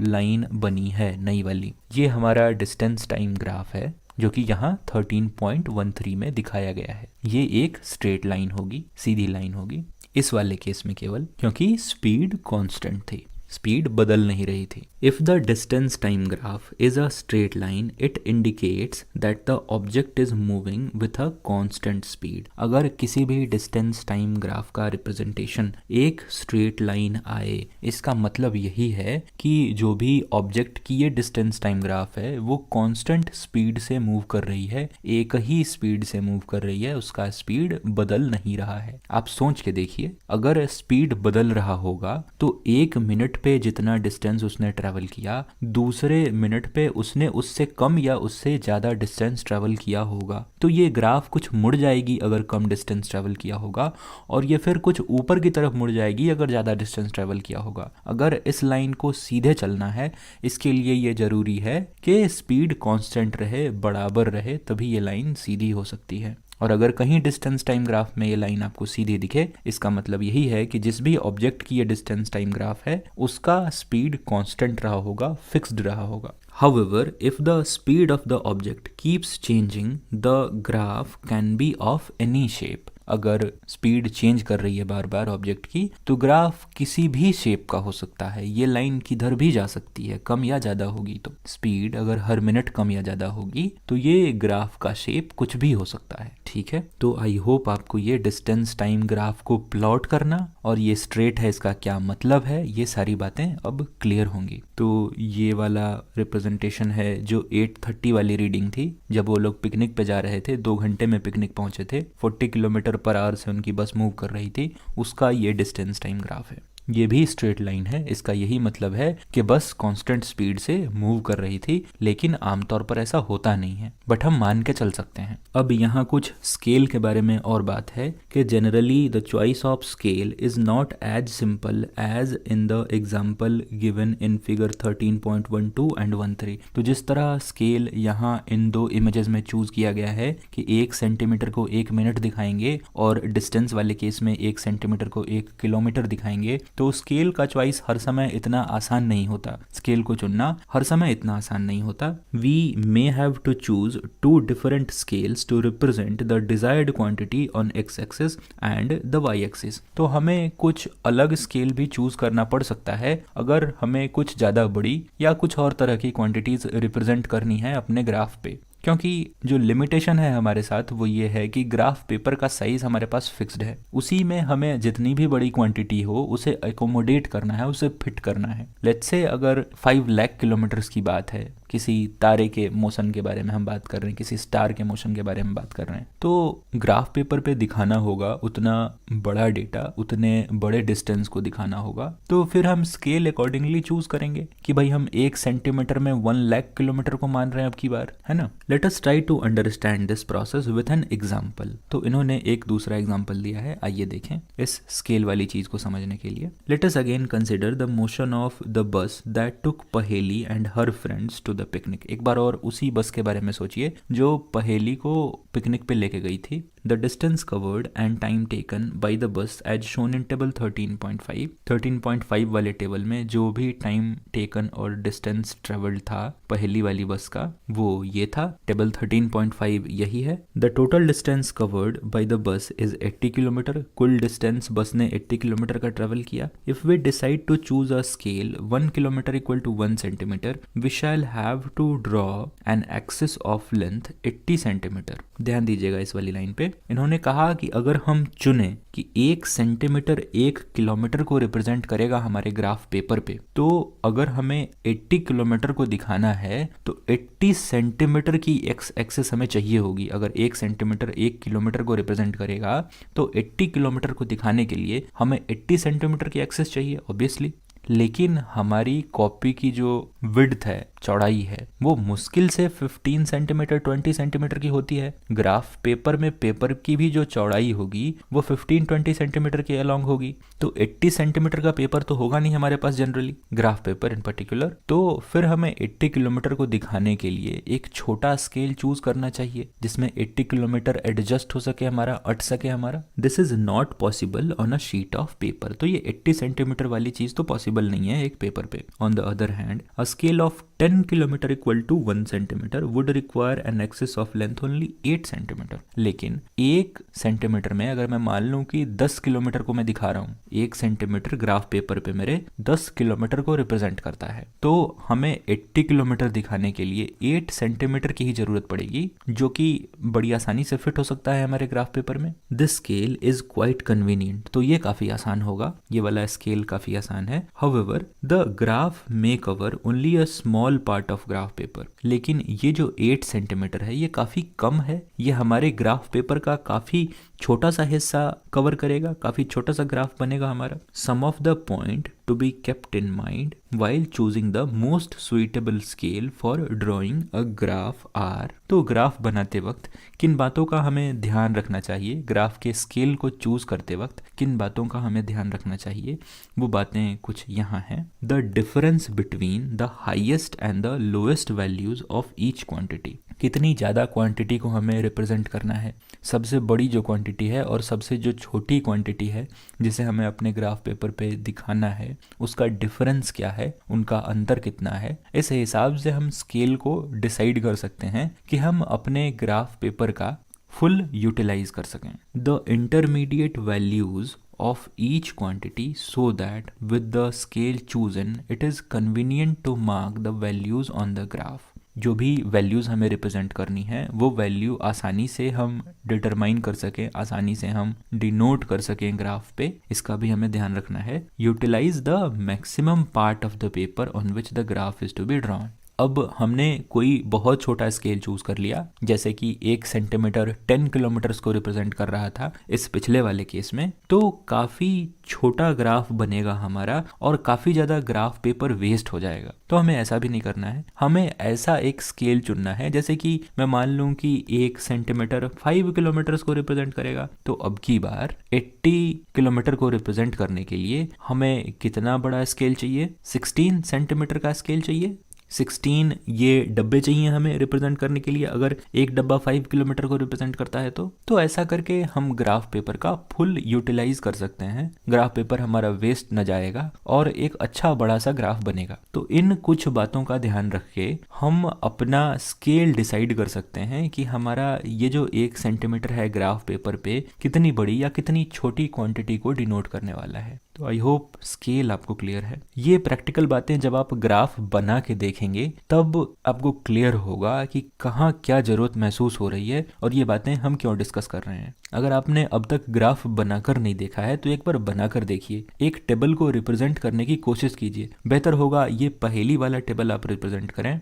ये table जो 13.5 है इसका ग्राफ एक बार बना के देखिए, तो क्या प्रैक्टिकल प्रॉब्लम्स हैं, स्केल हम क्यों चूज कर रहे हैं, ये आपको ज़्यादा क्लियर होगा। तो ग्राफ एक जरूर बनाइए, तो फिर पूरी तरह क्लियर होगा कि ये स्केल क्यों चूज कर रहे हैं, कैसे एक अच्छा स्केल हम चुन सकते हैं। आइए अब कुछ आगे की बातें करें। Suppose that you are given a graph paper of size 25 centimetre by 25 centimetre. इस मल्टीप्लिकेशन को क्रॉस को बाई पढ़ते हैं। एक लेंथ को दिखाता है, दूसरा विड्थ को दिखाता है, एक लंबाई को, दूसरा चौड़ाई को दिखाता है। तो 25 सेंटीमीटर बाई 25 सेंटीमीटर का एक ग्राफ पेपर हमें दे रखा है। One of the scales which meets the above conditions and can accommodate the data of table 13.5 could be 5 kilometre equal to 1 centimetre. जैसा मैंने आपको कहा कि 10 किलोमीटर को 1 सेंटीमीटर न मान के 5 किलोमीटर मान लें 1 सेंटीमीटर को, और टाइम के केस में मान लें कि 6 मिनट को रिप्रेजेंट करता है 1 सेंटीमीटर हमारे ग्राफ पेपर का। Can you now draw the distance time graph for the motion of the बस। अब हमें ग्राफ पेपर पे इस स्केल को कंसीडर करते हुए ये ग्राफ बनाना है जो कि टेबल 13.5 का है। Is the graph drawn by you similar to shown in 13.13। तो स्केल आप कुछ भी चूज करें, ग्राफ जैसा बना है वैसा ही बनेगा। अगर स्ट्रेट लाइन ग्राफ बना है तो आप स्केल कुछ भी चूज कर लें, ग्राफ स्ट्रेट लाइन ही बनेगा। Distance time graph provide a variety of information about the motion when compared to the data represented by a table। Distance time graph से मोशन के बारे में काफ़ी ज़्यादा डेटा का पता चलता है अगर इसे हम कंपेयर करें एक टेबुलर फॉर्म में डेटा से। टेबल में जो भी डेटा लिखा गया है इससे ज़्यादा जानकारी हमें मिलती है एक ग्राफ के डेटा से। इसका कारण यह है कि हर पॉइंट पे क्या स्पीड थी या फिर कितना डिस्टेंस ट्रेवल करी थी गाड़ी, ये हमें पता चलेगा। For example table 13.5 gives information about the distance moved by the bus only at some definite time intervals। Table 13.5 में जो भी दिया गया है वो कुछ टाइम इंटरवल के बाद का डिस्टेंस दिया गया है कि आधे घंटे में इतना डिस्टेंस ट्रेवल कर लिया बस ने, यही जानकारी दी गई है। लेकिन वही अगर एक ग्राफ में रिप्रेजेंट करके दिया गया है, इसका मतलब यह है कि किसी भी पॉइंट का अगर हम निकालना चाहें डिस्टेंस कि इस एक पॉइंट पे कितना डिस्टेंस ट्रेवल किया था बस ने, तो ग्राफ के इस वाले पॉइंट को पकड़ के कॉरस्पॉन्डिंग पॉइंट देख के हम बता सकते हैं कि इतना डिस्टेंस ट्रेवल किया था बस ने इस एक पॉइंट पे। On the other hand from distance time graph we can find the distance moved by the bus at any instant of time. किसी भी टाइम का हम डिस्टेंस निकाल सकते हैं कि इस एक पर्टिकुलर टाइम पे बस ने कितना डिस्टेंस ट्रेवल करा था। Suppose we want to know how much distance the bus had travelled at 8:15 AM। We mark the point corresponding to time 8:15 AM।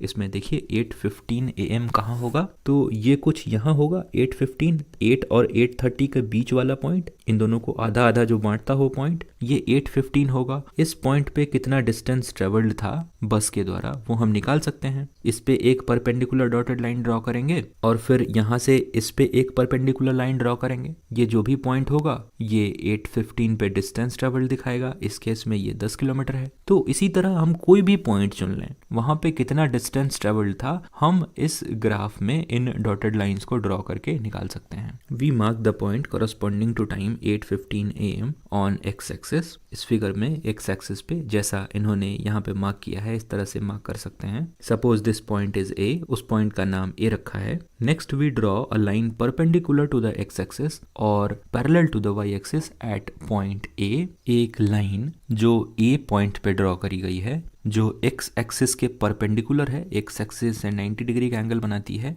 या फिर y एक्सिस के पैरेलल है, y एक्सिस के बराबर है, समानांतर है, y एक्सिस के पैरेलल है। ऐसी एक ये वाली डॉटेड लाइन हमें ड्रॉ करनी है। We then mark the point T on the graph at which this perpendicular line intersects it. Graph पे जिस पॉइंट पे ये लाइन इंटरसेक्ट करती है, ये वाली परपेंडिकुलर लाइन, इस पॉइंट को T नाम दिया है।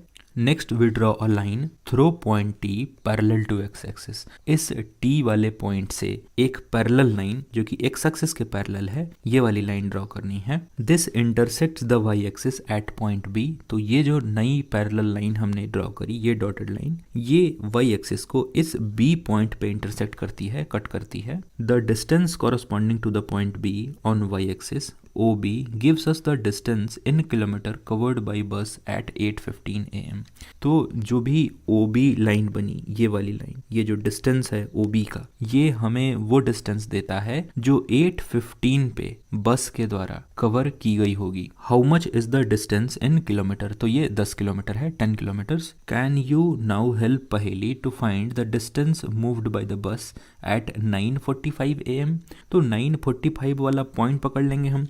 ये 9:30 है, ये 10 है, तो 9:45 ये बीच वाला पॉइंट होगा इसका। तो 9:45 पे यहाँ से एक पैरेलल लाइन y एक्सिस के या फिर परपेंडिकुलर लाइन x एक्सिस के ये ड्रॉ करेंगे। ये जहाँ कहीं भी इसको इंटरसेक्ट करेगा, इस पॉइंट से हम x एक्सिस पे यहाँ से फिर एक 90 डिग्री वाला लाइन ड्रॉ करेंगे और ये जो डिस्टेंस होगा हमारा, यही वो डिस्टेंस होगा जो 9:45 पे बस ने ट्रेवल करी होगी। तो इस तरह से डिस्टेंस टाइम ग्राफ बना के हम बता सकते हैं कि किस टाइम पे क्या डिस्टेंस कवर्ड होगा बस के द्वारा। Can you also find the speed of the बस from its distance time graph. इस डिस्टेंस टाइम ग्राफ से क्या आप बस की स्पीड भी निकाल सकते हैं? तो हाँ, बिल्कुल। स्पीड इक्वल टू होता है डिस्टेंस बाई टाइम। कितना टाइम लगा और कितना डिस्टेंस ट्रेवल हुआ। तो यहाँ पे अगर डिस्टेंस की बात करें तो अगर 1 घंटे की बात कर लेते हैं, 8 to 9 की बात कर लेते हैं, या फिर 9 to 10 की बात कर लें, किसी की भी बात करें, तो अगर 8 to 9 की बात करें तो ये 0 किलोमीटर से लेकर 9 पे ये 40 किलोमीटर दिख रहा है अगर लाइन ड्रॉ करें तो 1 घंटे में चूंकि ये बस 40 किलोमीटर चल रही है, इसीलिए इसका स्पीड 40 किलोमीटर पर आवर हुआ। 1 घंटे में 40 किलोमीटर, और चूंकि स्पीड कांस्टेंट है, हर घंटे में उतनी ही चल रही है, क्योंकि ये जो ग्राफ है वो स्ट्रेट लाइन है, इसलिए किसी 1 घंटे का अगर इंटरवल हम पकड़ लें, 9 AM to 10 AM अगर पकड़ लें, तो 9 AM पे ये 40 दिख रही है, 10 AM पे सिमिलरली ये 80 दिखेगी। ये डिस्टेंस है, 80 माइनस 40 करेंगे तो 40 किलोमीटर का डिस्टेंस इसने अगले 1 घंटे में कवर किया, इसलिए 40 किलोमीटर पर आवर इस वाले इंटरवल में भी इसका स्पीड रहा। तो ये बस एक constant speed 40 kilometre per our से ट्रैवल कर रही है। तो इस ग्राफ को देखकर, इस डिस्टेंस टाइम ग्राफ को देखकर हम स्पीड का अंदाजा भी लगा सकते हैं। किसी एक गिवन पॉइंट इन टाइम पे कितना डिस्टेंस ट्रेवल हुआ है, इसका भी अंदाजा लगा सकते हैं। तो आई होप आपको ये अच्छे से समझ में आया। ये चैप्टर काफ़ी बड़ा हो गया है, बट इसे डिटेल में एक्सप्लेन करने के लिए इतना समय ज़रूरी था, और अगर आपने इसे शुरू से यहाँ तक देखा है तो आई होप आपको ये अच्छे से समझ में आया होगा। अब भी अगर आपका कुछ सवाल है तो कमेंट सेक्शन में ज़रूर लिखिएगा, मैं उसका जवाब देने की कोशिश करूँगा। तो आज के लिए इतना ही रखते हैं। हमारी इस वीडियो को देखने के लिए आपका बहुत बहुत धन्यवाद। मिलता हूँ आपसे अगले चैप्टर 14 के साथ। तब तक के लिए बाय बाय।